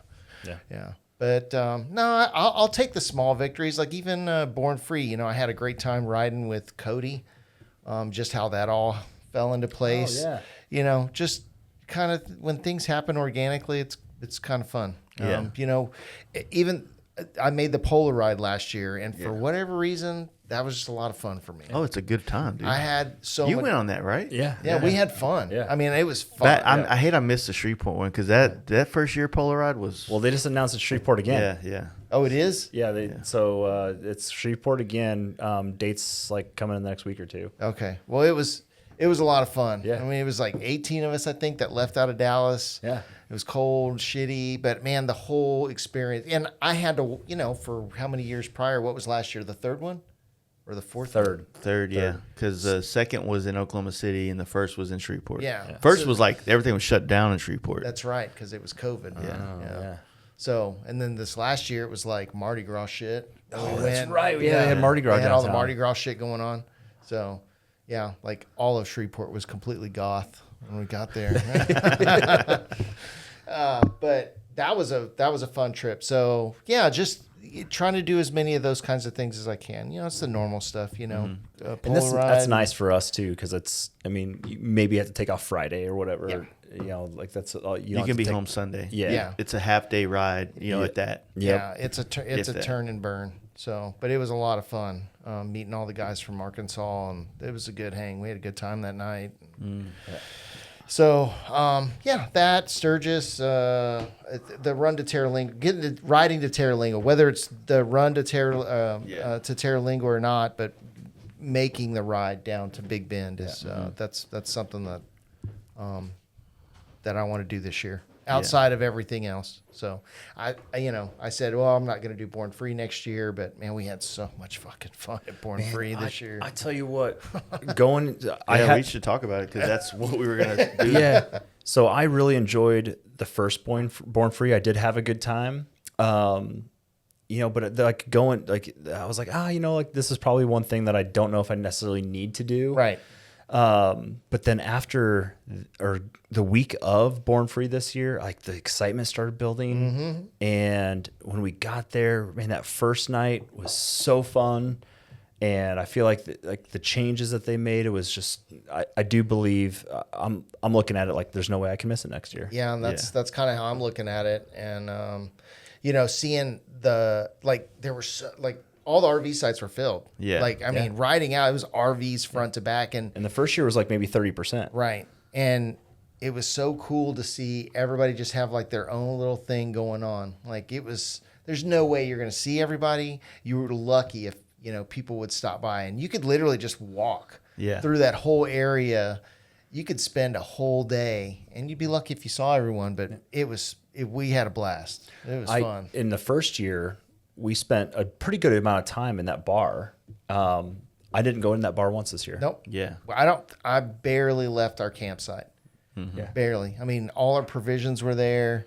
I went down to the bowl and spent a day down in the bowl. And I didn't realize all the vendors I was on the other side till I rode out of the bowl. Yeah. And I looked over there, and I kept looking around. It's almost the like you really need to have a golf cart there. almost Right. Yeah. Or a pit bike, at or the a end pit of it. bike. Yeah. Because riding out of the bowl after spending that Saturday there, and looking down over where the flat track races were, I was like, that's where everybody's at. Because I remember thinking into the bowl, I was like, well, that's not very busy, like this doesn't seem like a lot of turnout. When I crested the hill and I saw everybody down there and all the way over to the other side, I was like, holy shit. I didn't even make it over there because I didn't know it was there until late. And Yeah. there was a lot of stuff. And we, Because of the terrain that's there, because of that bowl and that, it's like it has that element of like, okay, you don't know where everything is. It's Right. almost like a maze, right? It is. Yeah. It's a huge piece of property. So, and this was the first year, like we got up and we left and rode. Me and my brother and my sister-in-law, we left and rode for about an hour. Dude, it's Got up actually early. pretty fucking nice down there. We left. We made a left right out of Yeah. and just took that straight. That's out. how we usually come in, is that way. And I didn't know that it went through a national forest. I guess there's a national forest as you go towards what's at Rusk. So we just stayed on that road till it literally disappeared. And it took us about 30, 45 minutes out. It was beautiful. Dude, Absolutely beautiful. We came in on Thursday. It was like the sun was going down. We were coming on that road. I was like, God damn, this is nice. It's there's not mountains, but it's like rolling hills, and you got these tree canopies and these like, you're kind of cutting through these big sweepers and that, you'll come out of a canopy and the terrain is, the scenery is completely, the terrain's not different, but the scenery is different. Yeah. It's really beautiful. But I remember, too, the first year going towards the back.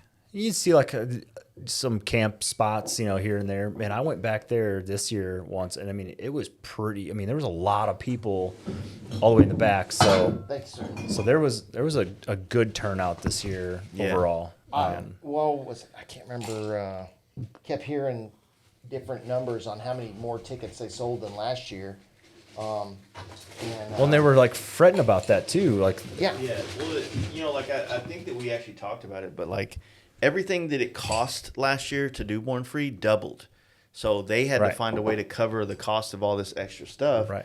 And they were just freaking out because, had it not doubled, then there would probably be in a different spot of like, okay, let's just fix these issues we had last year. Yeah. We'll spend more money this year because now we know where to put it, right? Yeah. And then, go there. But then when all your cost doubles, you're trying to cover that and do the other thing. Yeah. It makes sense that they would be kind of freaking out. One thing I was kind of, making a little bit of joke about, though, is totally get, with the increase of attendees and needing more security. But did we really need SWAT teams? It seemed like there was. They have the Hummer ATVs out there. Yeah, there's not even clubs out here. I think that was all TABC. Oh, was that what it was? Yeah. Yeah, well, And that makes sense. TABC is its own form of mafia. I'm Yeah. sure. Yeah. Yeah. So, because it's a dry county, that's why you had all that paperwork you had to fill out, and they were being really strict on people carrying beers in their bags down to the bowl. They wanted to make sure you were buying beers down there, and I know TABC was going around and checking people's shit. If you were down in the bowl, Because or they in would some get, of the they would get shut down They get because shut a lot down. of some of the vendors that we've had with the FXR tour, we didn't know that was how that was going until we were there. So all of us that had, coolers full of beer, it was kind of like, fuck, now we can't drink them down here, But that's that. But the event was good, and it's got so much potential to grow. It already grew, and the tour was wildly successful, and they want the tour back, and I've already had a conversation with Mike about things we can do and add and bring more flavor to it. So it's just going to grow, and it's we got lucky the last 2 years. October here, especially mid-October, it could be cold. be cold, it could be a washout. You know, we've been really fortunate the last 2 years. I mean, the weather. Think about it. Right now, last like week, it's just been overcast, wet, and kind of like depressing. Yeah, and been the last 2 years for Born Free, the weather's been perfect. Perfect. So yeah, and the FXR tour was I thought it was a rad event to piggyback Born Free. The quality of bikes that were there. With all the bikes from the tour, a lot of guys that brought bikes in to put in for the show, and it's just to me the whole vibe that I got. It seemed like people that just like motorcycles. It wasn't a dick measuring contest.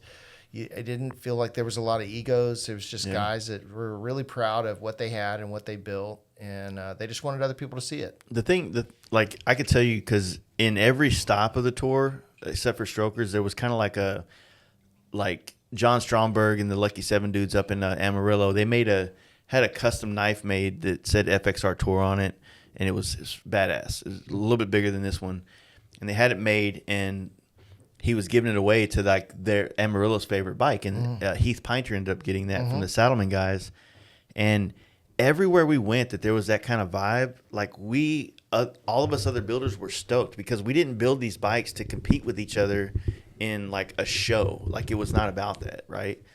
And to be fair, like one of the things that I think that people are I guess they don't understand, and this is one of the things that I think that we learned putting on the event, that it was a first year event for us with the FXR tour, right? So say for instance, like all the stuff that I've said through the podcast and the rules that we put down about, riding it and blah, blah, blah.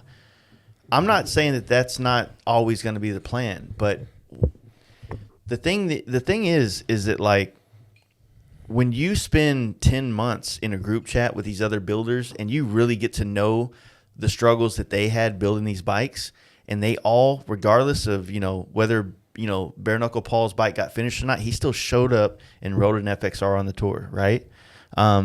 Seeing guys like Rennie really rise to the occasion and produce a bike that is just, it's badass. It's making its rounds. It's so unique. Yeah. Everybody rose to the occasion. Obviously, Corey's bike was as dialed as ever. I mean, that's all he knows how to do, right? Justin's bike with all the machine work. His bike was dialed, had no issues on it. Like when you get there, TBJ had a freak incident happen that was not necessarily any fault to the fact of his building ability. It was like a random part failed, right? That arced out and caused an issue that he was trying to chase and fix. But it kind of like once you were on the tour, it was like nobody was like, hey, fuck you, you didn't ride. It was more like it was like we're all brothers here. Right. Yeah. It's like that's why like when everybody got to the deal and the knives got given away, it wasn't like, hey, you know what, man, sorry you didn't ride your bike or you didn't try. It's like there was a lot of level of sacrifice throughout the everybody still showed up, and everybody people like Rennie rode a lot of the tour. He rode probably the shittiest part, to be honest with you. Yeah. But to be honest with you, there's a lot of things that like Clem's bike was a fucking $20,000 race motor land speed bike that he was trying to make street legal to do this. And when he got to Durango and turned it on, he was like, man, I can't fucking ride this through the mountains, dude. It'll fucking blow up, and I'm out $20,000. Right. So he rode his other badass FXR on the tour the entire fucking way. So it's like, yeah, dude, why would, like, I get it. We wanted an eclectic group of bikes, and we got that. We got a land speed bike. We got some fucking crispy dialed in bikes from Saddlemen guys. We got, the choppers that Bare Knuckle, myself, and Rennie were trying to produce. You had these bikes like these M8 baggers or these M8 FXRs like Justin, Corey, and FXR Division. And FXR Division, wow. Right. What they built. So you got this like crazy group of bikes that came together, and like what blows my mind is that like people like whoever's got an issue with that, like, dude, you got to really just check yourself, because first off, if you got an issue with that, I guarantee you can't build even the least cool bike that was there, and that's all going to be subjective to what you think is cool and not cool, right? Secondly, man, like this is about doing something more extreme than what most people do to their bikes when they ride them. Mm-hmm. Therefore, the possibility of it not working is much higher than you building a fucking EV27 cam Evo motor. You know, it's like there's a lot more stakes here. And I mean, I'll be honest with you, my bike got on the trailer. You know, I technically shouldn't have won this knife. You know what I'm saying? So that doesn't matter. Like, you legitimately had a problem that happened. I mean, if your bike was running the entire time, you would have rode it the whole way. oh yeah. Well, to be honest with you, like, and I'm working on the video that we're going to be dropping here pretty soon that kind of goes through that whole lead up to get to Durango and talks about all the problems that we had. Yeah. Really simple problems, but simple problems on the side of a highway sometimes you got to find them. You know what I mean? And Yeah. the thing that I had 2,000, like 2,200 miles before I made it, or when I made it to Durango. That's where my odometer was, right? Or I don't have an odometer. That's if you add up the miles, right? Sure. And then I rode from Durango to Amarillo. And then once we got to Amarillo, it was a super windy day. Like everybody was talking about the wind. And Rennie rode his chopper through it. He made it. He did it, right? As soon as we got on 287 from 40 out there in Amarillo, what happened is on my breakers, like my bottom wire, the vibration ended up making it go up, and it arced and touched the top wire of the breaker. So it just completely shorted out the whole thing. Well, we're on the side of the highway. It just kind of went out, and the wind's blowing. You got 18 wheelers. You got all these FXRs lined up on a shoulder that's literally the width of this table. And I'm like, man, it's not safe. Like, hey, let's just get in the trailer and let's get down the road. Right. Just to get everybody off the side of the road. Right. And so we did that. And I lost my 12.5/16 to take off the side cover, and nobody had one. So therefore, the next gas station, I couldn't actually even fix it if I tried.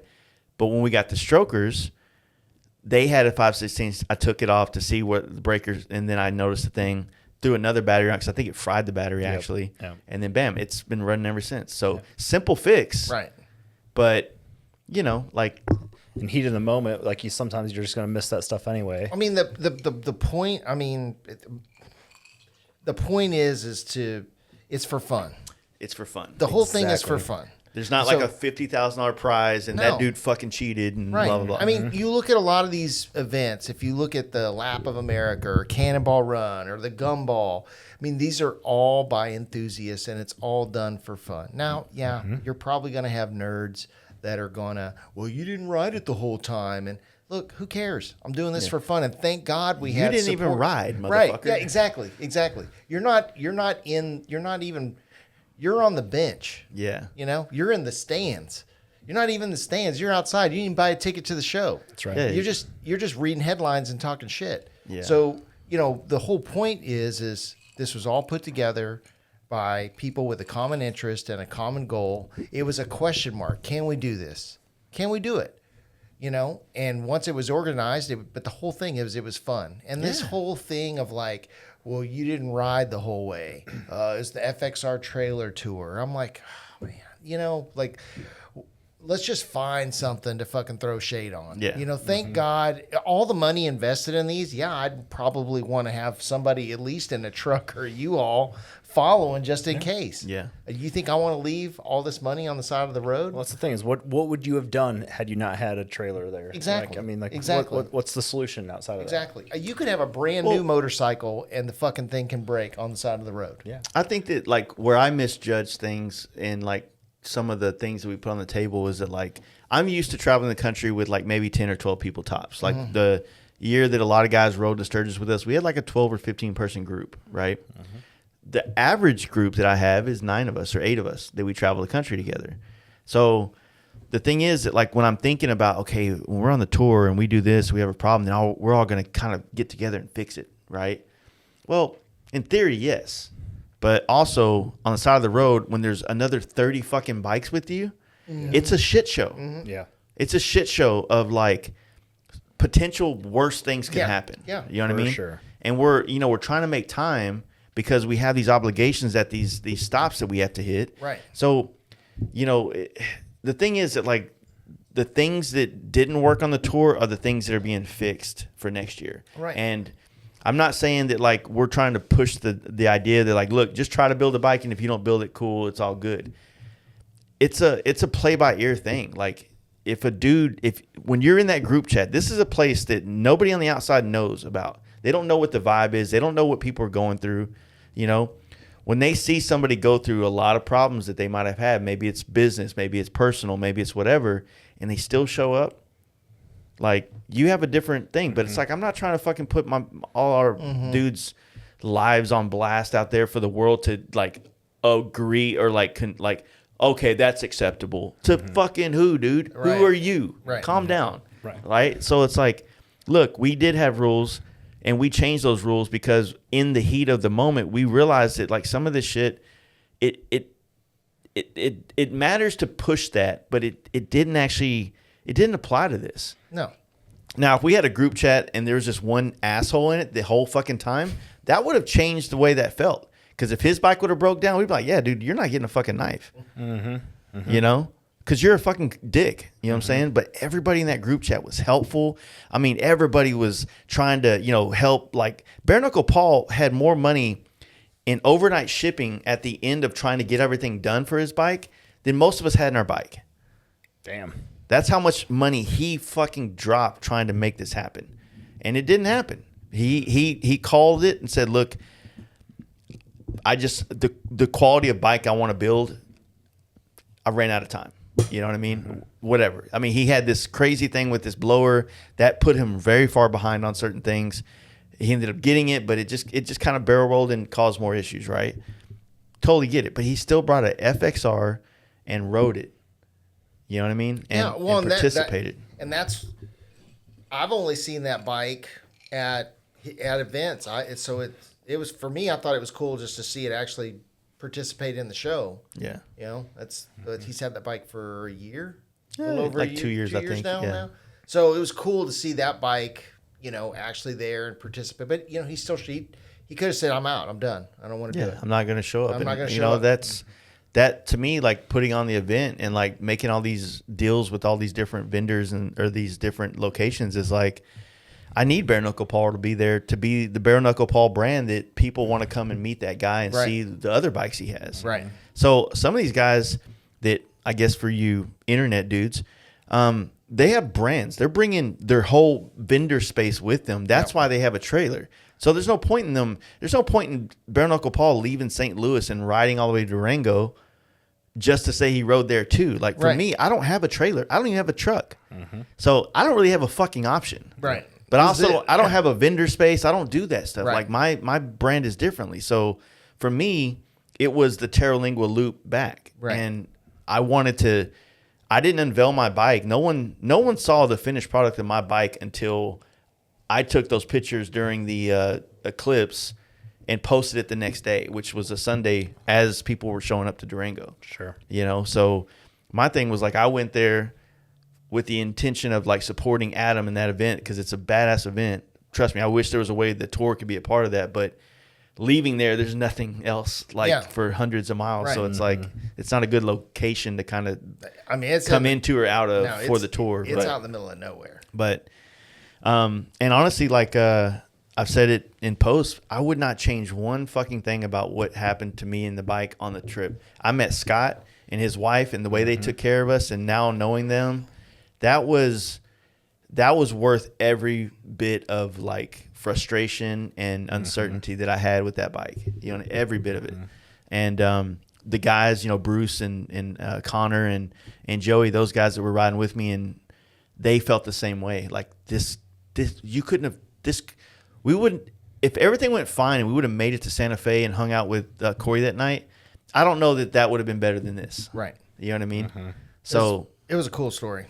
I mean, it really is. And I didn't video a lot of that whole situation, but I'm going to try to like make sure that people feel like how cool that was that happened. Hearing it firsthand from Connor and from Joey, it's very cool experience. I mean, Joey's like, they're boys. Joey's like flying back up there. He's on to like hang out with a dude and work on some of the bikes, and like I think that's what is cool about bike stuff. Yeah. Is connecting. You know, fuck the social media shit, man. Like it's like if you're actually there in person and you're doing this stuff, you can actually gain from this. Yeah. For you know? sure. And Joey's done it.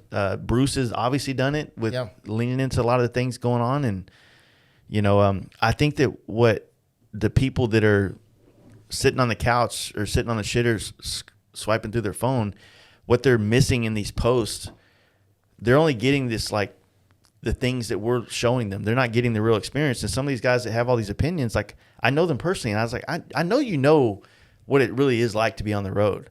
But your take on this right now is so ass backwards. Like, calm down, dude. Yep.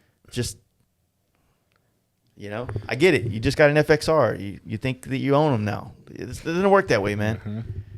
FXRs have been around a lot longer than everything that goes on in the FXR world. And when these events go away, which everything does, FXRs will still be on the road. Yeah. What's, you know, you keep waiting for the like. God damn, I'm getting hot again with this shit, dude. When does I keep wondering, like, where's the cliff edge? Hold on, before you go ahead and do that one. There's a little gravy in there. Yeah. Get rid of some of that ice, and next I'm going to have you try. We're going to try the cellar aged, and I'll tell you about it in a minute. Okay. But where's the cliff's edge for the FXR? But I think it's only ramped up after this last tour. I think there's even more people that are willing to take a chance on these bikes. Being in some form or fashion connected to the FXR community for since 2016, I can tell you that I've seen the ebb and flows of like what becomes popular and not popular in FXRs. And there's waves of when everybody's trying to sell and when nobody does. And I'll tell you what, while the tour was going on, there was a bunch of fucking FXRs for sale. Oh, yeah. There was a bunch of, like, you get on social media and everybody's got an FXR for sale. They tried to capitalize on all the attention that was coming to FXRs. Sure. These guys that, like, get so nerded out about, like, keeping things pure and, you know, punk rock, like, before they goes commercial, like, you do not own a scene. I don't own the performance bagger scene. I wish I did, because I would push a lot of stuff out, but it doesn't work that way. Right. You can only influence a scene. Yeah. Right? If you want to influence, or you can just be influenced by a scene. Yeah. Right? Those are the two options. Yeah. Right? So when people get like butthurt, like, and I'm guilty of this, I'm a hypocrite, because I grew from being a part of like the nationalization, which is probably the wrong word to use, like the performance baggers becoming a national style and not just a California thing. Right. I was a part of that movement, right? So I felt a lot of that kind of early underground punk rock, like, don't fuck up our scene shit. Yeah. Mm-hmm. But what I realized is that once that thing hits that once it crests, I have no fucking influence of that. The world's going to take it and do whatever the fuck it wants to do with it. Yep. You just got to like realize that I can't allow my purpose and happiness to be controlled by everybody else and what they're doing with their bike. Mm-hmm. So another fucking another thing. Why do grown men feel that they need to tell you, or what? Like, if you didn't buy me the bike, buy me the parts, or any of that shit, then who the fuck are you to tell me what I should and shouldn't do with my bike? Right? Who the fuck are you to tell me what I can do, or like what? Oh, that fender's gay or whatever. Like, what the fuck? Who? I think what resonated with me, and I'm not mad at anybody. I'm just saying, like, this is more of like, why do people feel the need to like put their comment on something? If they don't like it, then don't fucking say anything.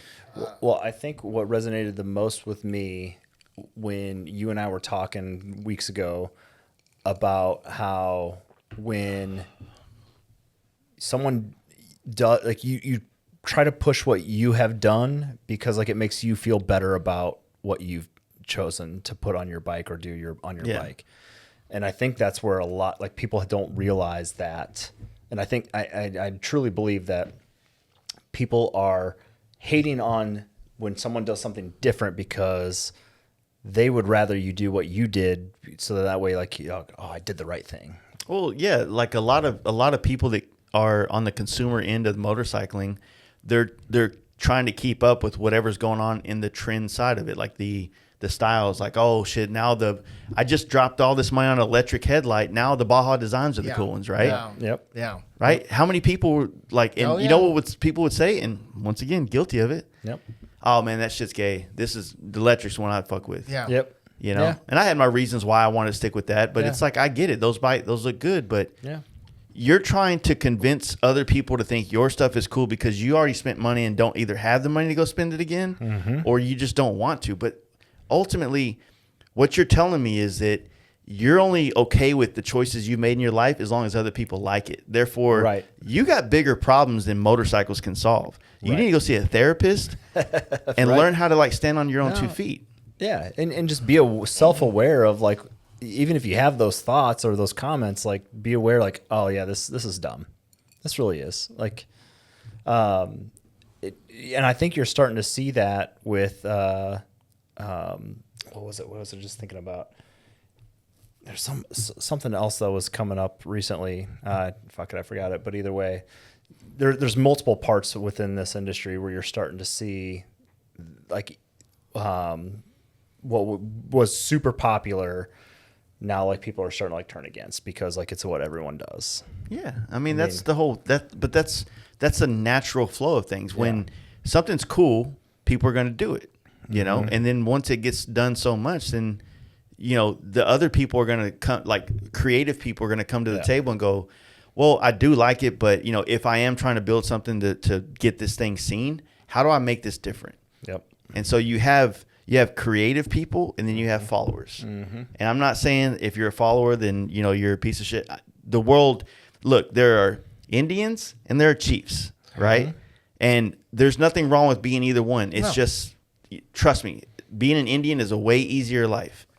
Being a chief, you might get a fucking perk here and there, but ultimately you're just getting shit on all the time. Yep. You know, so the thing is like when people are creative and innovating and pushing the trends, you know, I'm not let's just say that I didn't do the first FXR chopper, right? Obviously, and I've done my due diligence to let the world know the people that influenced me in this whole process. So, but I have in certain circles of the world, like social media and things like that, I have bigger influence than these guys that inspired me. Therefore, a lot of people might see our bike and decide to do an FXR chopper. Guess what? I don't fucking make a dime off every FXR chopper that's inspired by me, right? For sure. So being a chief or whatever the fuck you want to call it, it's like it's not always worth it. It's just sometimes when you're trying to take something that inspires you and make it cool, it inspires other people. And that's all it is inspiration. And everybody takes it and they do their own shit with it. If you have anything, if you have influence, right, it's not about what you can do for yourself. It's also what you do for other people. Right. And that's something that I've always taken to heart because I've grown up in this industry and watched people use people and never give people credit or never try to prop up anybody else. And I just find it so like retarded. Like, I gotta stop saying the word before I get demonetized. It's so dumb that like, what is it for me? Like what does it hurt me to tell people that Matt's the one that did certain things on the bike or did this or did that? I should want to do that. I want Matt to be successful and do good in his life. Exactly. So many people want to like play that role of like behind the closed doors, like, hey Matt, thank you for everything you've done. But then when the camera's on, hey man, you're in the camera. Can you step out? So I built this bike and you know, it was a lot of, you know, they do that. It happens all the time. And I'm trying to like peel that curtain back and show like, look, you can still be important and relevant and still give people credit. Yep. Wow, You that know? was a lot of the previous generation. Yeah, that was my whole world of motorcycling up until the point where 2016, whenever I started kind of having more influence on the industry. Yeah.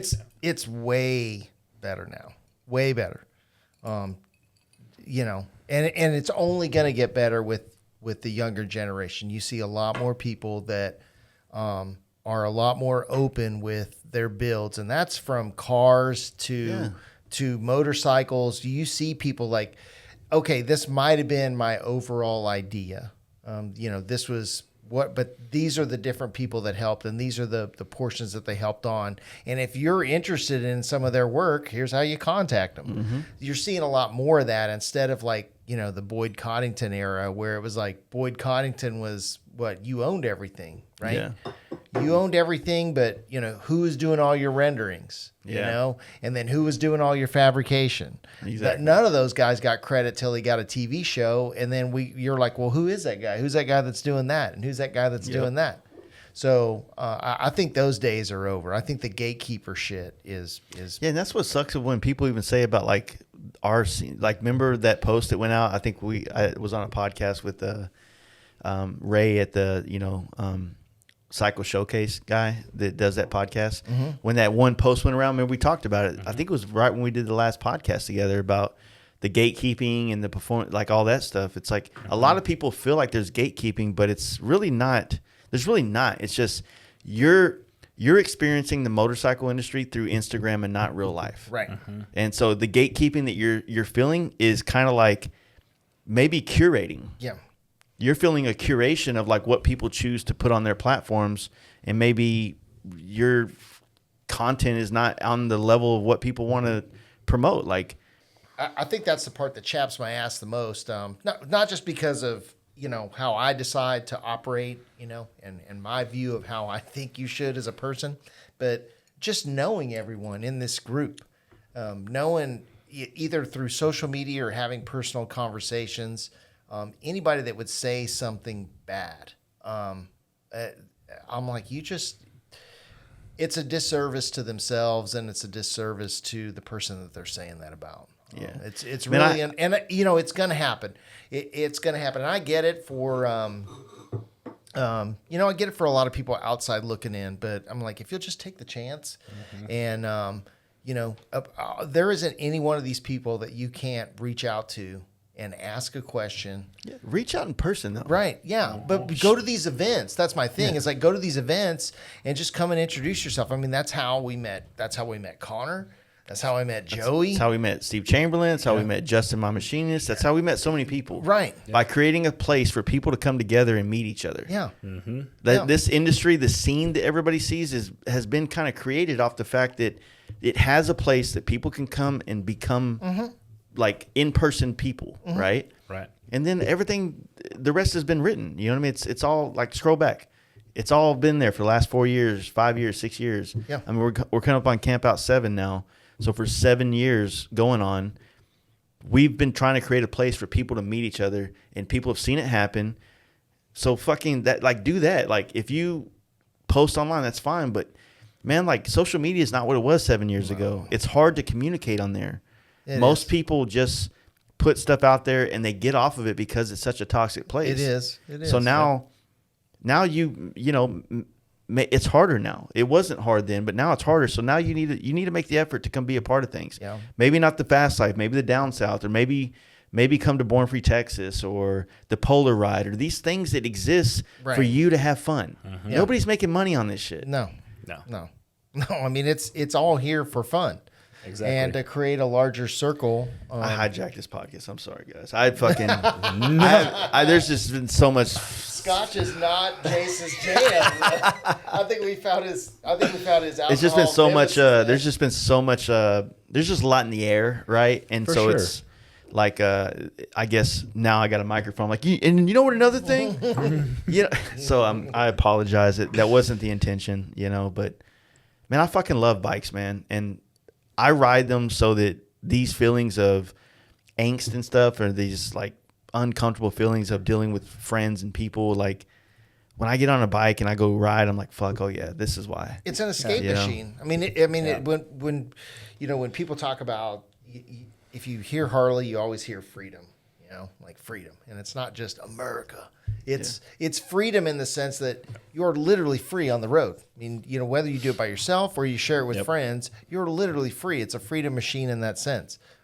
There is a complete release that comes from that. So, it's very therapeutic. And look, all this stuff that you've done, you've talked about this over and over and over. You've said, I've been very fortunate to have these great adventures, and I just want to share them with my friends. That's You it. know, Yeah. that's all this is. That's all this is. And so for anybody to shit on that is it's sad. It's a bummer. I get it, dude. There's a foot of snow outside. Move. Don't be a dick. Just move. Yeah. All right, I gotta go pee. I'll talk about something important. Of course. Okay. No, fuck that guy, Jace. He's gonna rinse out his glass, and or do you dare put him on something else? I think so because there's a couple here that I definitely want to. Well, like I said, the cellar aged. I think that you guys definitely have to try. Okay. That is probably one of the hottest bourbons in the last couple of months right now. Like as far as like popularity, Okay. extremely exclusive, very hard to find. Really? Okay. How'd you come across it? Thankfully, I had a buddy that is a super big baller and bought it for one of our parties, and he's like, "Hey, man, take the rest of it." That's a good friend. So you're right, That's a good friend. but so it's a maker's mark, and what it is it's 100 and I think what's the say on the side? 115 proof, so it's hot, but it doesn't taste hot. Really? And what this is going to be an annual release, and basically probably top 5 bourbons I've ever had. Really? Maker's Yeah. Mark alone is good, so I'm curious. That's the first allocated bottle Maker's Mark has ever made, and it's what 11 and 12 years. It's a blend of 11 and 12 year bourbon. So Yep. normally Maker's Mark is a 6-year bourbon. So that is basically a double, and yeah, it's when I first had that. So retail, if you can actually find it at retail, that's a $150 bottle, but on the secondary market, all day $500 right there. Yo. So is it? You think it'll make me nice right now? Maybe. Well, yeah, but I'd probably if you're gonna have a bunch of ice in it, I wouldn't put a big pour. Okay. So Go tiny. yeah, it's one of those things where it's it is absolutely a one that you can sip on. And let's put it this way, a lot of people like Blanton's and think like Blanton's, put this Blanton's on this like high shelf. You drink that and then you have a drink of Blanton's afterwards and you're like, Blanton's sucks. Bland's will taste like Jameson. Yeah. I wasn't ever really. I mean, it's good. Bland's is good, but it's the once it got like really crazy exclusive, I was like, it's not worth it. No. No, not worth it. Not going someplace and paying $35 a pour for Bland's. Right. Fuck that. I can't afford that. It's just ridiculous. So what I was telling him is this is probably one of the hotter bourbons that just came out. It launched in September, and it's the first allocated Maker's Mark, and it's like an 11 or 12 year. It's actually 115 proof, but it doesn't taste that. Like you don't have that like burn bite. It's smooth. Yeah. Yeah. For 115 proof and it's smooth. Okay. Yeah. I mean, I've known a lot of tradesmen that struggled with alcoholism on Maker's Mark. So a bottle a week. Yeah. You know, I do want to dude. I actually had a lot of fun in Galveston, Man, I'm so pissed I missed that. but It looked awesome. You guys had good weather too. Yeah. best weather. So it's funny because like some of us, I haven't been there in since 18. I think it was the last time I was there. Look, when you're on the Strand and everybody's revving their bikes, and it's not like your crowd. It's everything else. But I think the one realization that I had there, and I was walking around, and I was just kind of like being aware of everybody, is they were all having fun. So who the fuck am I to be like, oh, your bike isn't cool, like Doesn't you're matter. lame, Right. This dude's like here. Maybe it's just a weekend, but whatever the case, he is fucking having fun. Fuck yeah, dude. He's And- got that Can-Am off the rev limiter, and everybody's happy Fuck about that it. guy though. Fuck that guy. No, Well, they don't let Can-Ams in there Or anymore. the slingshot. They're too wide. Well, there's barely enough room on the Strand when everybody gets in there to get one Harley, to get them in a single file row to come through there at night. Galveston is actually a pretty, as far as beach towns are concerned, I don't care what anybody says. I love Galveston. Galveston's got a vibe. It does. It feels like you're in Key West.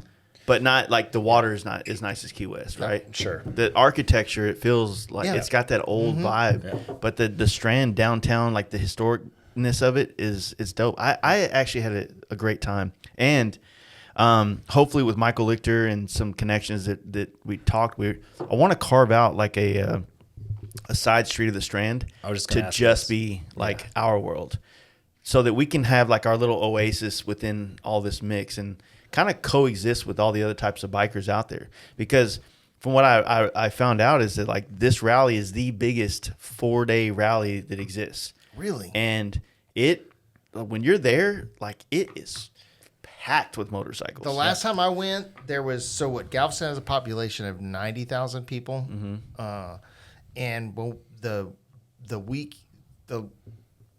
when we got back, the tally count was 400,000. Yeah. There's 400,000 people on top of the 90 Yeah. that were there. So 400,000 people that rush in there for that for 4 days or When whatever. you look at the demographics, And apparently you can shoot 8 people and the rally still is going to exist the next I was year. gonna say, well, and the next day, We need that money, baby. the next day, like they didn't like they kept it going. Yeah. There you go. What'd you think of that, by the way? It does not.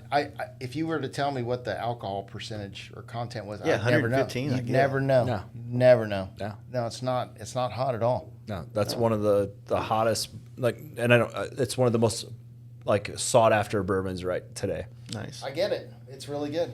I mean, Maker's Mark alone, I'm okay with it. Like, Yeah. somebody's got Maker's, I'll have some. I don't hate on it. I've just known a lot of guys in the trades that had real problems with Maker's. Yep. It was like I watched a guy drink a whole bottle of that and smoke a whole pack of Pall Malls in about 3 hours. That dude's got some issues he's working out. He's got some demons. Well, I guess like as we kind of get through it, I did want to, it's super premature, right? But the indoor show that I'm kind of putting together, Yes. right? Super Yes. excited about this. Very excited. Fuck, I don't even know how to even like. I don't even know how. Like, I didn't prepare a speech for this. You know what I'm saying? Well, just explain what we can look forward to. I've wanted to do a And what's your indoor. vision? Okay, fair. I wanted to do a show or a gathering of people because I don't want to call it a show. I wanted to call it a party because that's what I want it to be. I used to do a lot of. I used to dabble in the fine art world before I really succumbed to the full motorcycle culture life. So I used to do a lot of canvases and paintings, and then we'd go to Deep Ellum and amongst other like graffiti artists, we would like display our work and have prints, and then people would drink and then they'd buy them, and it was just a party, right? It's cool about that, but it shined light on artists, and other people came to it and they bought real art. And I obviously on the podcast a lot of talk about like, look, if you have a house, and you have a bunch of Target art in your house, like grow up and put some art in your house that actually means like when buy you something. see it. Buy something from somebody from, that you can relate to. Yeah, that you identify with. Like Right. this is me. This is my life. That's what art is supposed to be. And when you buy art and you put it in your house, it makes your house make you feel inspired. Right. Right. When you put a bunch of bullshit that you think other people want to see in your house, Live, laugh, love, baby. exactly. You're kind of playing the whole like you're not making it for you. You're making it for other people. Yeah. So art is to inspire you, right? Magnolia Farm said I should buy this. Wayfair say you should buy it. Yeah, Yeah, yeah. with these kids in the cabinet. Yeah. So being involved in the art world of like motorcycles, from photography, painting, and all this other shit, like. I wanted to do an indoor event, but obviously there's a lot of badass indoor events. Like Mama Tried's an amazing event. Hand Built Show is a beautiful event if you ever been to it. Fuel Cleveland is more of an art-based show similar to what I'm trying to do, and so is like I think the One Moto Show up in Portland. Okay. There's plenty of them, right? So ours is small. The venue that we just secured is a pretty small venue, and I'm still trying to figure out how to utilize all the spaces because they're kind of like rooms. And I want to make sure that like if we fill every room, how do we keep it to where no room is like you feel like you want to be everywhere and not just one place? You know what I mean? Because if you have the upstairs is the biggest venue, so we can't really fit bikes up there. Right. So I don't want the upstairs to be the place where everybody's just like congregating the entire time, and then the downstairs becomes vacant, right? So you got to make this like thing where it's an ebb and flow of like people wanting to be everywhere. So, but you know, I've been wanting to like find I've been trying to figure out ways to display photography, and obviously everybody uses it, everybody wants it, right, for their social medias and whatnot, but I've talked about it so much on this podcast. People have lost touch of what it looks like to see an actual photograph. Yeah. You know, to see it in your hand or to see it on a wall. Right. And, you know, as I get to travel and go to, you know, Michael Lichter's house or traveling Charlie or Chopper Charlie, his house. And you go to these people that are just inundated in motorcycles. You go to their house and there's a print of like a picture they took or they were a part of, you know, that like, I'm like, fuck, dude. I would put that in, it's you, and I put it over my mantle right now. Right. You know what I mean? It's that badass. So I want to create a space where we can have motorcycles, artists, and just, again, another place to connect and meet people, right? That's free for everybody to come be a part of. So no door charge. No door charge, none of that. You just got to drink. Okay. Just Come in, pay your bar tab. pay a tab, buy some art. Yeah, and the way this works, and I you know, open book, like, this venue is going to give us the place as long as we cover a certain amount of alcohol sales, which shouldn't be a problem This in group, our. no problem. Yeah, shouldn't be. But what I want to do is that, like, I intend to. You know, I'm working with, you know, Simpson is heavily involved, obviously, and then I'm going to find a way to like get some of the artists that I want to be involved, just get some shit covered. You know, Right. I just got put up in a hotel room that I could not afford in Galveston for 4 days just for bringing my bike down there, and that made me feel really appreciated, and I want to do that for people that are going to be a part of the things that we do, and I got to find a way to do that. Obviously, if I'm not making money on the event, then I don't have a way to I'm not going to just fucking pull 10 grand out of my pocket and be like, hey dude, thanks for bringing your art here that you can sell and make money on, but here's also like, you know, Right. I got to find a way to like do all the logistics financially to make it happen. But January 6th, we're going to be celebrating 2 causes. Just playing. Just playing. But no, January 6th, we're going to make it happen there. We don't have a lot of time to promote this. And the people that are hearing this, yesterday, I just went and saw the venue. So we're going to go probably more public with it after Thanksgiving, with more details and more stuff. So if you listen to this podcast, you're kind of getting the first kind of, you know, hereabouts. Now, what we're going to do here in Dallas, because the venue is in Deep Ellum, which is our party district of Dallas, it's going to be a weekend event. The show itself will be Saturday. It'll probably be like a 3, 4, or 5 till 2 a.m. event. But there will be a pre-party. There will not be an after party because this is the party. Yeah. But it's also like, if any of you guys remember, we used to do like when we built the studio, you know, Matt and I and Sax, and we built the studio, like we did, the intention was to host our anniversary party and other events. We've always done our anniversary in like January, like right around New Year's, because there's no other events going on. We're not infringing on anybody's shit. Right. And we just wanted to get people together right after all the holiday bullshit. Like you're fucking dealing with your fucking brother and your and your cousin and your mom and her bullshit. And so like now you just want to get away and be a part of something else and kind of like be inspired to kick off a new year with like some energy, right? And that's the goal with this. So, will there be a decent area for like bike parking if we like can ride? Real bike parking, meaning figure it the fuck out wherever you can fit your bike. Right, yeah, on the sidewalk. Sidewalk, curb, take over the whole street. I don't give a shit. Yeah. But It's in a really good spot. the good thing about like it's right across the street from our bike night, From which CBC, we'll definitely like lean into CBC, Cold Beer Company, to do some pre-party shit. But the thing is that here in Texas, like Wait, that building like literally right across the street? That's what it is? not literally across the street, it's catty cornered. Like it's kind of okay. adjacent, right? So, which I have no idea which either one of those means. where I've that- just heard people say that. We're like Well, that, do you that- want to? Is it too soon to tell them what the place is? Well, it's the Sons of Sons of Herman Hall. Herman Hall. So basically, it's a historic building in Deep Ellum. Okay. It's a lodge, almost like the way a Masonic lodge is and things like that, but it's for German immigrants. Okay. So So where we're cold beer definitely- is, where is it from there? If you were gonna go like leave Cold Beer and then go take Elm Street back into Deep Ellum, it's that curve, right? When you curve, it's that corner building. It's a big old white building. Next time you're over there, you'll be like, oh, yeah, so it's like a big older white two-story building. across like adjacent across the street is the tattoo shop. Tattoo shop, yeah. Next door. Next door to that. Got it. Yeah. Following you. Yeah, and it's Cool. it's a pretty chill spot. And the thing is, like in January, Steve Chamberlain used to fly down here when he lived in Michigan every January to do our anniversary parties.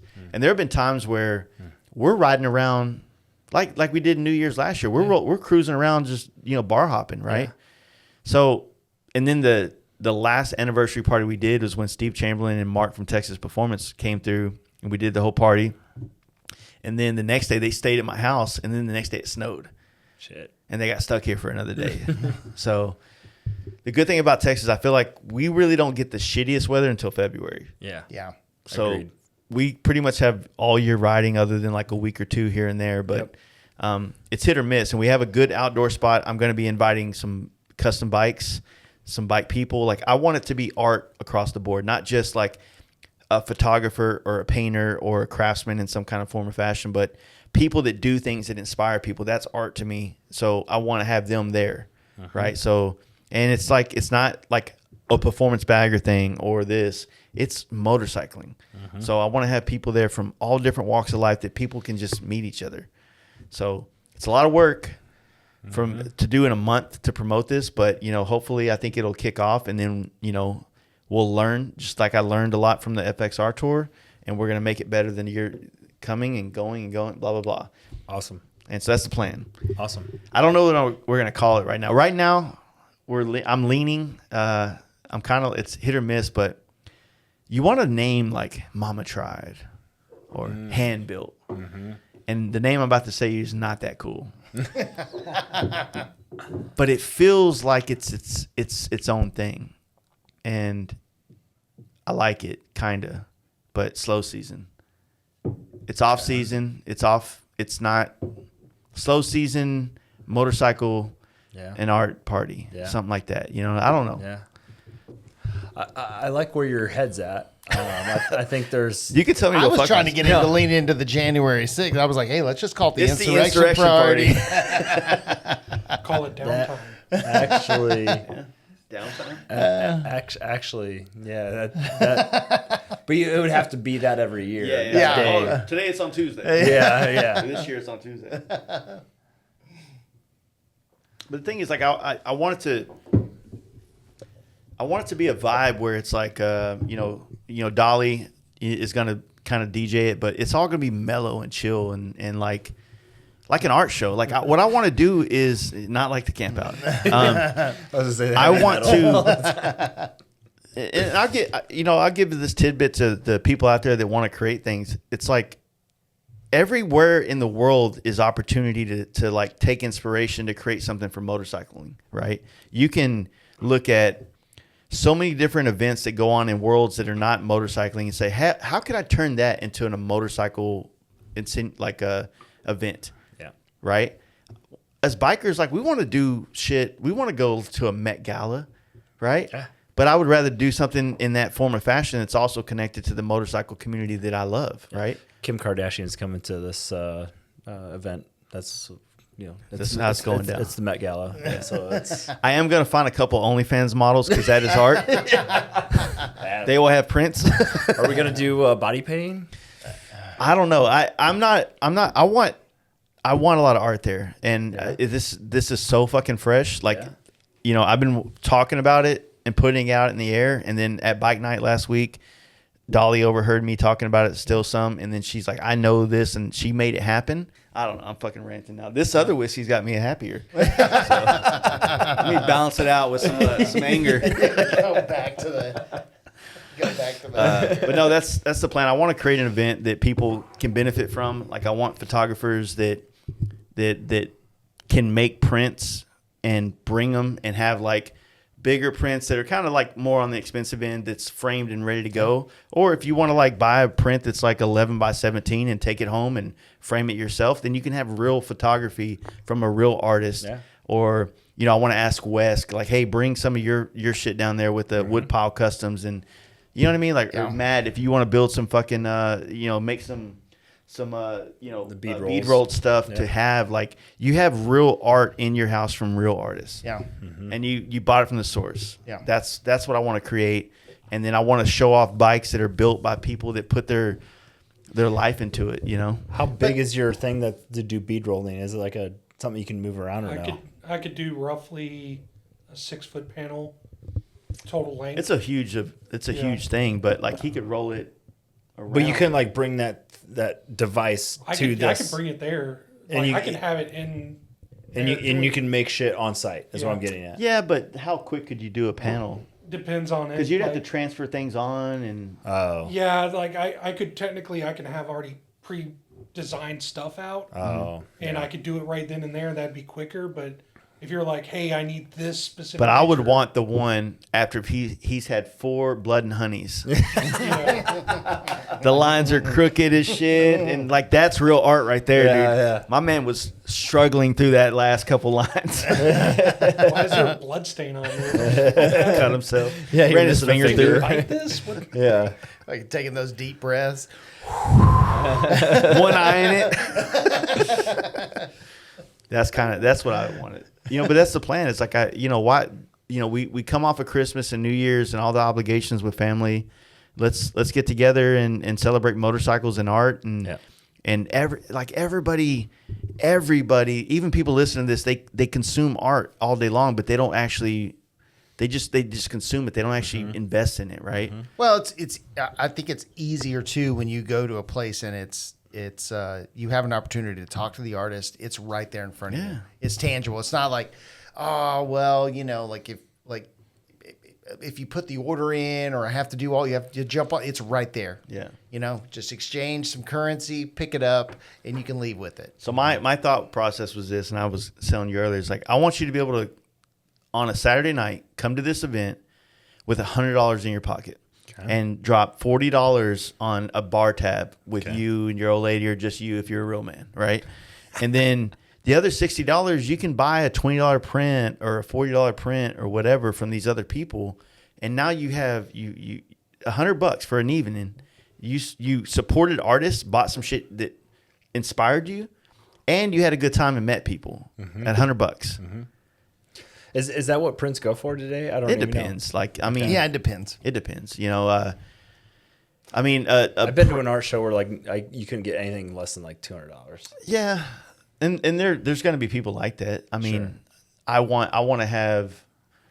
You don't like when you buy art, you buy what moves you, and if you can't afford an original piece, you buy a print, and whatever print that is. You know, the more impactful the art is, the more, which is a demand. Then, so put it like this: if say I have an image that everybody loves, and I do an edition, right? Sure. So I just made 20 copies of this photo that's from the Fast Life Garage, and each one of these is $40, and they sold out like that, and then everybody wanted more. Well, the second edition might be $80. Technically, that first edition over time is going to be worth more, but the fact is the demand is up, so people are going to continue to buy things down the line. So how does that work in photography? Because it's always a print. It's always a print. So You what don't is get the difference original. between a first and a second edition? The run of prints that you make. The timeline. It's like a The book. timeline. It's a book. Yeah. It's A book is ran in one edition, and then the second edition, third edition, and so on. So to get a first edition Danny Lyon Bike Riders book, you know, is worth a lot of money right now on you know, Amazon or eBay or whatever. Even though there's zero changes between the first and Right. the second. Just when it was printed. When it was printed. Yeah. Some might be hardback or It's like a comic book, Yeah. you know. Some of Yeah. the original It's comic books. It's all collector Yeah. based. You know, Yeah. some people might not care if it's a No. first edition, No. so they'll get something later. No. But No, that's fair. I was curious because I actually in my mind I thought that like the later editions like had small tweaks. It might be like printing tweaks. Like you could always like say if I was to do, say I have an image that I like. This is a print that I really love, and I want to put this out there, and hopefully the world does, and the world does love it. And the first edition is kind of like I undervalued what it was. Like I said, that's going to go out there, and it's going to be whatever, right? later on, if I do another edition and it's worth, and I charge more, and people buy that too, and you go down, like you don't whore yourself out, right? I don't like do 20 prints of a first edition of something, Sure. and then it sells out. So then I whore myself out with 80 prints of the next one, right? Sure. You put time in between it. Same way David Mann paintings are. Yeah. You know, like obviously his posters and Easy Riders bring a value. Then his actual real art, which is very hard to get your hands on, is worth a lot of money, but still within a small world of like not like real art world, right? I don't mean that as a dig. It's just Sure. like, you know, it's motorcycle art. It's always going to be in this sphere. But you know, if you're looking for it for a collector's idea, like, you know, the things that you're buying from artists right now, you never know it's going to be a collector. Like, who knew they were buying a fucking Salvador Dali when he was fucking hustling his work out of so-and-so? Like, Yeah. you know, and then you're like, you go in to look at his fucking scribbles on a napkin in a fucking art gallery now. Yep. So you never know. You buy art because it moves you. That's period. For and sure. then later on, if you become an art connoisseur, then there is the thing, like, just like whiskey. Like, I want to collect high-end art. Yeah. And the next thing you know, you're talking Banksy and shit like that. You know what I'm saying? Yeah. So I'll get that. Well, another thing with prints, sometimes like what he said, you know, maybe changing the printing on it. The original print might not be the best of quality. It might be just whatever like someone could afford at the time. But then later on, they're like, I have more money, so I could do better quality. But people would still value the first one because, hey, this is what he could do at the time. But you could still see the same image and everything, and yeah. a little bit more heart into it, kind of thing. Okay. And that's the thing about like custom paint, right? And people always say like, "Oh, you're an artist," but nobody ever treated custom paint like an art. They treated it like it's a exhaust system, right? Okay. You know, it's another thing that they need to, you know, please the people, right? So what I want to do is I want to have custom painters there. I have an idea for like with Simpson and just lining out one of the rooms complete with custom painted helmets and custom painters in their work. Yeah. Right. And that's the plan. I want it to be an art fucking fest, but also like a party. Like we're fucking going Oh yeah. hard, you know, with chill music. Unless the music kind of slowly BPM goes up as the hours. Becomes ass pounding techno. Next thing you know, every door you open, someone's having sex. You're like, oh hell yeah! It's like Animal House. Who brought Now. ecstasy? Hey, there's cocaine upstairs. But no, I don't know, man. Like I feel like it'd be fun. I think that if I can get everything to come together in a short amount of time and everybody will support it, it'll be great. Like I said, it's not going to cost anybody to get in. I'm not charging any of the people that are going to come and be artists or the bikes being there. I'm going to try. I can't promise. My goal is to try to cover, at least get hotel rooms for the people, the artists and the builders that are going to bring their bikes, you know, but Yep. if you live in Dallas and you're a builder, you're fucked. Thanks, bro. Yep. Thanks. Yep. No, I'm just fucking with you. I'm going to try. The thing is that we haven't done it, so the leverage of like what sponsors will pay, and basically I'm taking sponsorship money and I'm finding a way to give that to the people that are going to come. Yeah. Right. That's the plan. I make money if you buy my print. So I made $40 this weekend. I sold 2 prints. Hell yeah. Fucking winning at life, you know, but we'll see. No, that's cool. No, I think it's awesome just to get another event, especially a different type of event. Yeah. I'm stoked. Yeah, be fun. I'm excited. It'll be it's going to be fun. Yeah. Just our regular, if you get everyone that comes on Dude, Tuesday think night. about it like this. Think about if like everybody that knows about it now, like they start getting their spots like Airbnbs or hotels in Deep Ellum. Like, even if say it was like 12 o'clock and it's like, all right, it's kind of died off. Let's go hit another bar down the street. You know what I'm saying? Or just a whole weekend in general. Like, it's going to be fun. Yeah. It's Well, going one to be a thing good time. I think should be beneficial, and I don't know the exact strategy on this right now, but what art schools in the area like do some type of this that like you to at least advertise in?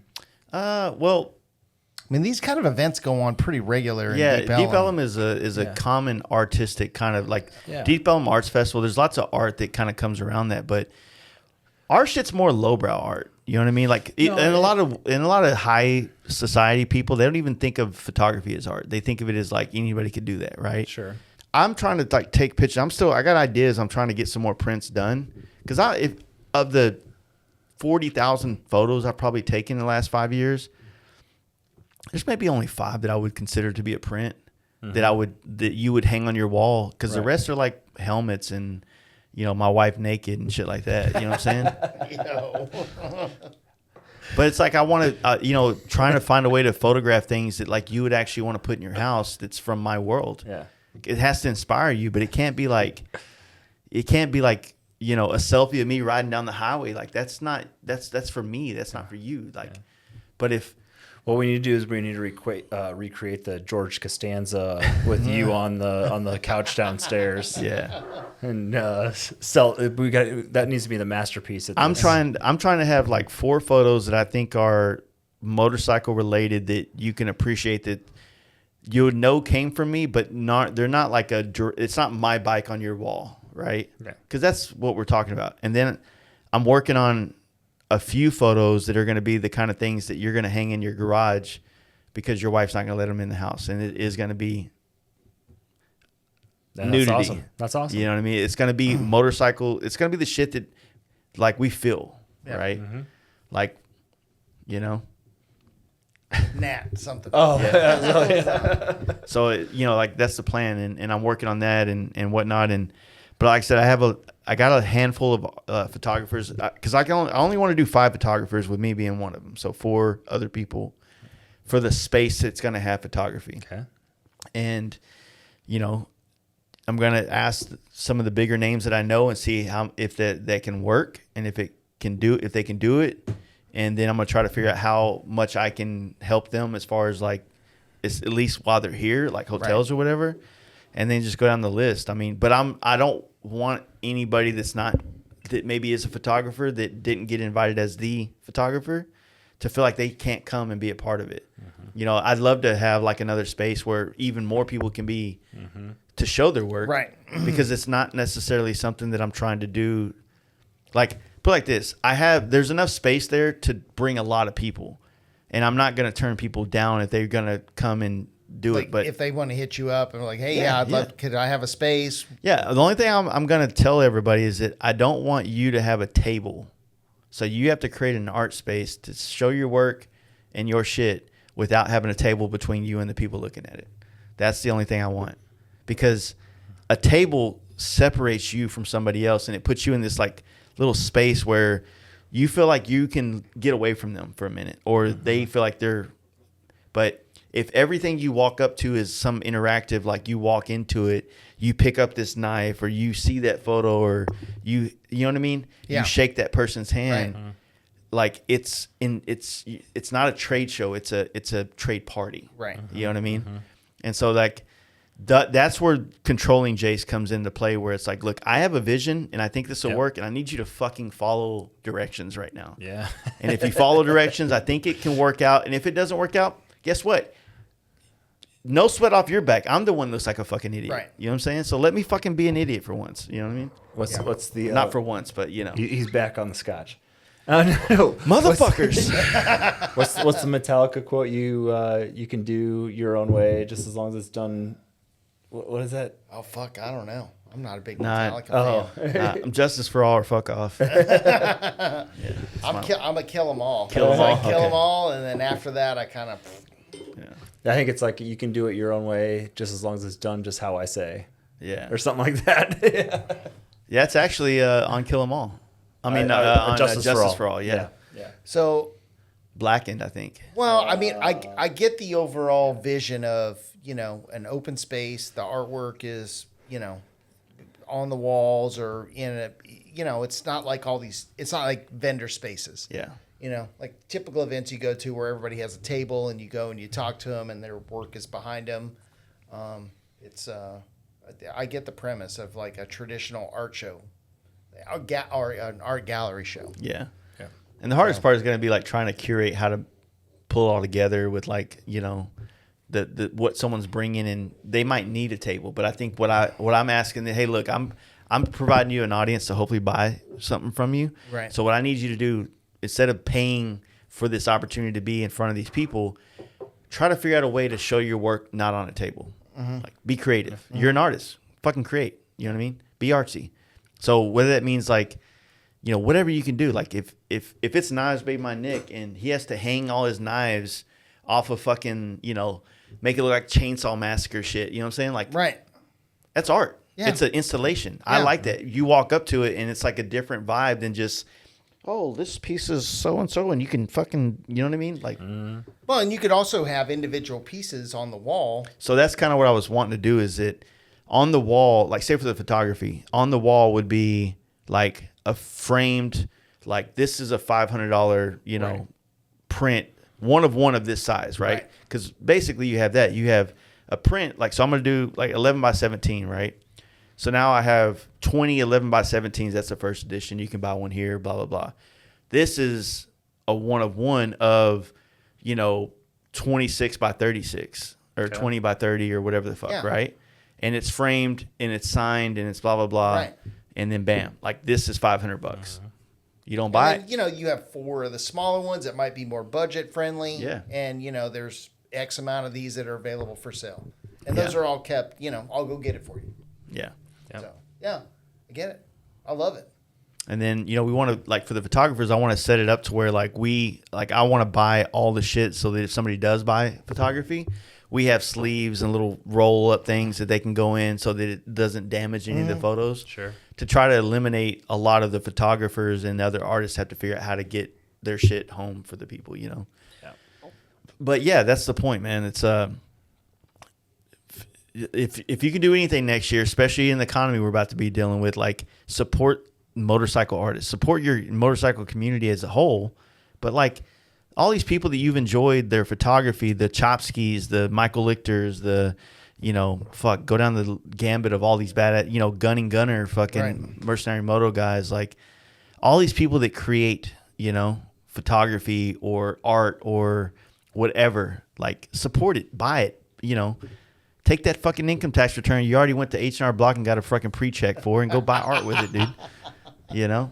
You lucky motherfucker that you don't have to pay in. Yeah. Nope. You don't need another big screen. Yeah. Just get you some art to look at on the wall.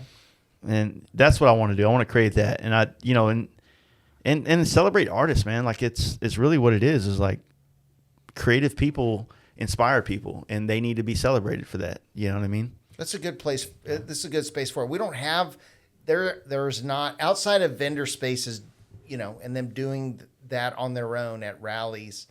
There really aren't a whole lot of. I mean, you named them all. It's like Mama Tried, Fuel Cleveland. There's very few. I mean, you can't even throw in Handbill. I mean, there's vendor space there, and there's artists that get to sell their wares. But that's a motorcycle art show. Yeah. You know, this is a traditional. This sounds like what it could be is like a traditional art show. Yeah, and that's what I want it to be. I want it to be an art show. I want you to come into a different vibe. It's motorcycle related, and there'll be bikes there, and there'll be the biggest names of people that you might follow there. You know, I'm gonna fucking pull a lot of the favors that I've earned over the years and say, hey, look, man, come support me on this because you know, or I'm gonna bait them like, oh, you don't support artists? You don't like dying puppies, dude? You know what I'm saying? What's wrong with you? Really? I mean, that puppy's dying, dude. Fucking dying. Hit him with a Robert De Niro. I got nipples, Craig. Or what, Greg? Greg, yeah. Can you milk me? Yeah, that's the plan. I hope it works. I mean, I know it's going to work to some degree, but hopefully I don't have to come out of my pocket and pay that bar tab. Come be drunks like you fucking are. Dude, And when you get drunk, buy fucking art. I'm not I'm not concerned about that. I'm not concerned about that at all. Yeah, I hope so. No. I mean, you just get the Dallas people to show up. Dallas, Fort Worth, and in between and out. Like you get Hell, all bike the, night will damn near cover that. They better because I'll remember. I'm going to be up there with a fucking notepad. How much art did you buy? What's your tab look like? Yeah.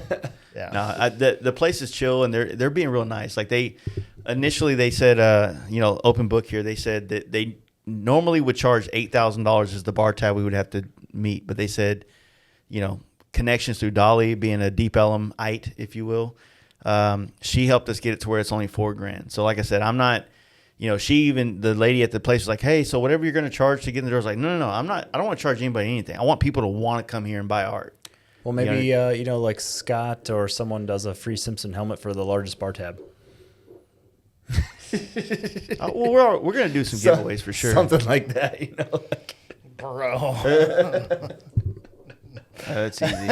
I'll get him a helmet for the largest bar tab. That's gonna get gross. But you cover that money pretty quick. Yeah, Where's Jetty when you need him, right? Yeah. He's buying everybody drinks just to win. That can get real gross real quick.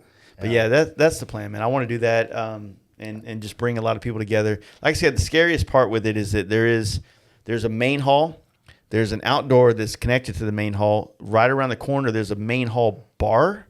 There's a bar in every room. Okay. But there's a big bar in one room. And then upstairs, there's a big, massive spot. So I told her that I confidently feel like we can put 300 people in this place. And she said, well, if you do that, you really need to do something upstairs because the space. I was like, fuck. What scares me about it, and this is where I got to figure it out, is I don't want anybody to feel like one space is more jumping than the other. I want people to feel like they constantly got to be around everywhere. So with that though, with Dolly being like, does her DJ shit run to every room, or is it only? I don't know. That'd be. Dude, I wish I knew people that were in bands, because there's a stage upstairs. It'd be dope to like upstairs was like actual bands playing. Yeah. But my brother quit his band. Like Jesse might know some bands. Yeah, but I mean it'd be dope. But like that's the one thing I just don't really know. I don't have like connections to bands to give them the opportunity as artists. But I'm open minded. If somebody is a band, so if anybody's listening and they have a band, I would totally. I want this to be a free thing for artists to come be artists, as long as you are based around motorcycling. Yeah, and that's all I care about. Yeah, because that's the cutoff. Like. But yeah, that's the plan. I think it'll work out. We're still whiteboarding the names and stuff like that. But I honestly, I'll appreciate it if anybody comes out, because this is something that's like I've wanted to do, but it's a scary thing. Even though it's not gonna hopefully cost me any money, it might cost me $4,000. Nobody buys beer, but at the same time, there is no way. But at the same time, I really want people to meet the artists. You've talked to Kelly at CBC. I mean, when we have a full night of us out there, you guys are welcome here anytime. Yeah, that's hope. So I don't think. I mean, look, it's a national pastime here in Texas. We drink. So I'm excited, man. It'll be good. Oh, it'll be great. It'll be fun. It's a great time of year to do it. Just coming off of New Year's, Yeah, and nobody's really doing shit. Fly in, drive in, whatever the hell. Yeah, like walk. Yeah, walk. Dart. Uber. Bring a knife. Who cares? Yeah. Get you a knife made by Nick and hit that bus. Nah, you're on the safe side of Deep Ellum. We're on the end. Yeah, it's all good. Deep Ellum's getting better, I guess. Kinda, maybe. Are they still locking it down on the weekends? I don't know. I haven't been down there in a while. Yeah, I haven't been down in there on the weekend in a while. No, because I refuse to go on weekends. I'm out of there. Certain spots. I'm out of there by 7:00. That's the latest I'll stay. Especially on a Sunday, bro. Friday, Saturday, or Sunday. Yeah, I'm not staying there past OG 7. Deep Ellum people go in there during the week and they get away from it at the weekend. Yeah. But yeah, that's the plan. So yeah, I appreciate it, everybody. If you stay on the lookout for all that stuff, and I'm excited about it. Other than that, hopefully I'm gonna try to get with all the guys, and hopefully we'll have all the details for the FXR tour for next year kind of figured out, new builders, all the new parameters of it, and maybe we can tie in some kind of unveil for all the new builders at this event. Oh, that'd be awesome. Yeah. If you think you're far ahead of the gun, Well, we got 2 months to kind of get. We have a lot of behind the scenes stuff that we got to work out with the FXR tour, but for the most part, once all the builders give us who they want to succeed them, then and we confirm with those guys that they can and are going to commit to it. Participate. Yeah. Then we can kind of I think around January 6th it will be in a good spot to announce all that, and maybe we can use that event to do so. Maybe in some capacity, maybe they come down for it. I don't know. Like the event is only going to be as big as the community like wants to participate, right? Like I want to provide a platform and let it kind of grow into whatever it's going to be. We're just the more conversations I have with people, whether it's through social media or people that I've met at different events, the one thing I will have to say is how appreciative and lucky we are for the group that we have here in Dallas. It's crazy to think that, Austin's just as big, Houston's just as big, San Antonio. I've talked to some of the guys from Oklahoma City, and they seem like they have like some traction going up there. But, it just blows my mind that you don't see more of this in some of these other larger cities in Texas. I mean, I know there's other places across the United States, but just in Texas to think that you don't have more. It is tough. It is tough. Thankfully we have such a large group here that even if some of us can't make it every week, there is always someone there, and we know that it always exists. It's always there every Tuesday. Yeah. Yep. We Tuesday before last, it was cold as shit. We were watching the Rangers game. There's only a handful of us most of us drove. So there might have been 8 of us there, but then, you go to this past Tuesday and it's, full house. It's lined up both sides of the street. So that's what I always tell people. It's not about, if you're chasing what looks good on Instagram, then you're missing the point of what is real. Right. Like our bike night, if we had 40, 50, 60, 70 to 400 people there every bike night, it's going to look good on the gram, but the experience that you have as the person going is not going to be the same. Right. Yeah, there were a couple at Cannons. I think there was 4 of us. Yeah. I mean, there's times back in the old Anvil days when we first started the bike night, there would be 3 of us or 2 of us. Right. It's not the point. It's the point that, like if you can be there, and because maybe you need to get away, but maybe somebody else needs to get away. Right. Yep. And, if you watch that TV show Cheers, which I'm not going to recommend you watch the whole thing. It's a good show, but the concept is like when you have a place outside of your home and your workplace that's surrounded by like some of the things that you're interested in, and you can go be somebody there, a friend to somebody else there, like that feels good. Yeah. And a lot of people in their life don't have that. No, they don't. And that's one thing that I always tell people is like, dude, take the bikes out of here. Like what you get to enjoy here is something that people that live in less populated parts of the country, they don't have that. Yeah. Right. Yeah. So when you're like, it's only 70 degrees today, I like to ride at 75. All right. That's why you're the guy that says we're gatekeeping. Yeah. You're the fucking dude, right? Well, I'll go whether it's on 4 wheels or 2. I'm going there to hang out Dude, with my remember friends. the memes that you actually made those memes, right? Of me like riding the Uber to bike night. Yeah. Yeah. You were the closest person to bike night, yet you showed up more time in an Uber than a bike. 'Cause I got At the fucked time. up. Smart call.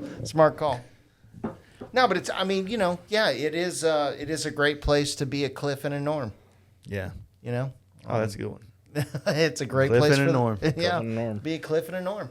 Yeah, and that there are a lot of guys that provides some real comfort for during the week.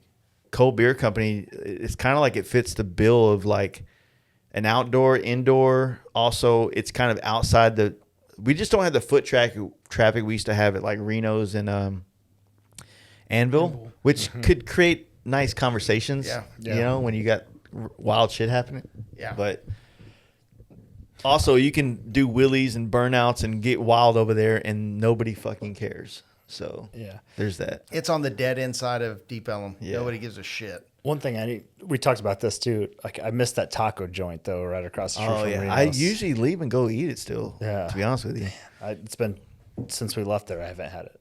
so good. Dude, CVC's got good food though. Eh. Yeah. Really? I mean, if there was a survey, if there was a thing I could fill out and just drop it in a box, I'd probably say, hey, let's make a couple more things. They got good food, but it's like good food that you would have like once a month. And when you go to this place every week, Yeah. Well, it's not every week food. I only ate there the first time last Tuesday. All the times we've gone. The thing is, like, there's two things you can eat every week for the rest of your life: tacos and pizza. That's true. Those never That's true. change. That's Like, true. I can fuck with that every week. That's But true. a gourmet hot dog that's 13 way bigger inches. than my penis, like, I just can't eat that much. 13 inches. Yeah, it's like 6 of my penises in there. You know? Right. Can I buy half of this? Well, Good best times, of luck fellas. on the show, on the ARC show. Anything Yeah. you need from any of us, and be glad to promote it. Yeah, Super it'll excited. be good. Yeah. It's gonna be good. It's gonna be great. Yeah, I appreciate it. I mean, I trust all the homies will come out and help, and Hell there's no yeah. doubt About that. So Yeah. Yeah. And not only that event, but I mean, anything that we got going in the next year, I think that we're going to see a lot more. I hope that we're going to see a lot more camaraderie and like some guys trips going on in this next coming year and like on bikes. Yeah, that's for sure. I mean, the thing is, we've been talking about for years, these little 4-day weekend trips, like, it's not that hard. No. It's just like it's the planning of it, right? Yep. Like, I'll be honest with you, I got my hands full with like the FXR tour, this show, which hopefully this show, once it ends, it's not going to be a thing I have to dwell on. Right. The tour is a fucking 10-month thing, right? The campout is for roughly it's a 4-month lead up, right? And then after that, it's like, also I got all the other shit going on. So it's like, if the other guys start coming up with like, hey, we're going to do in our group chat, hey, we're going to do a Terralingua run in, late March.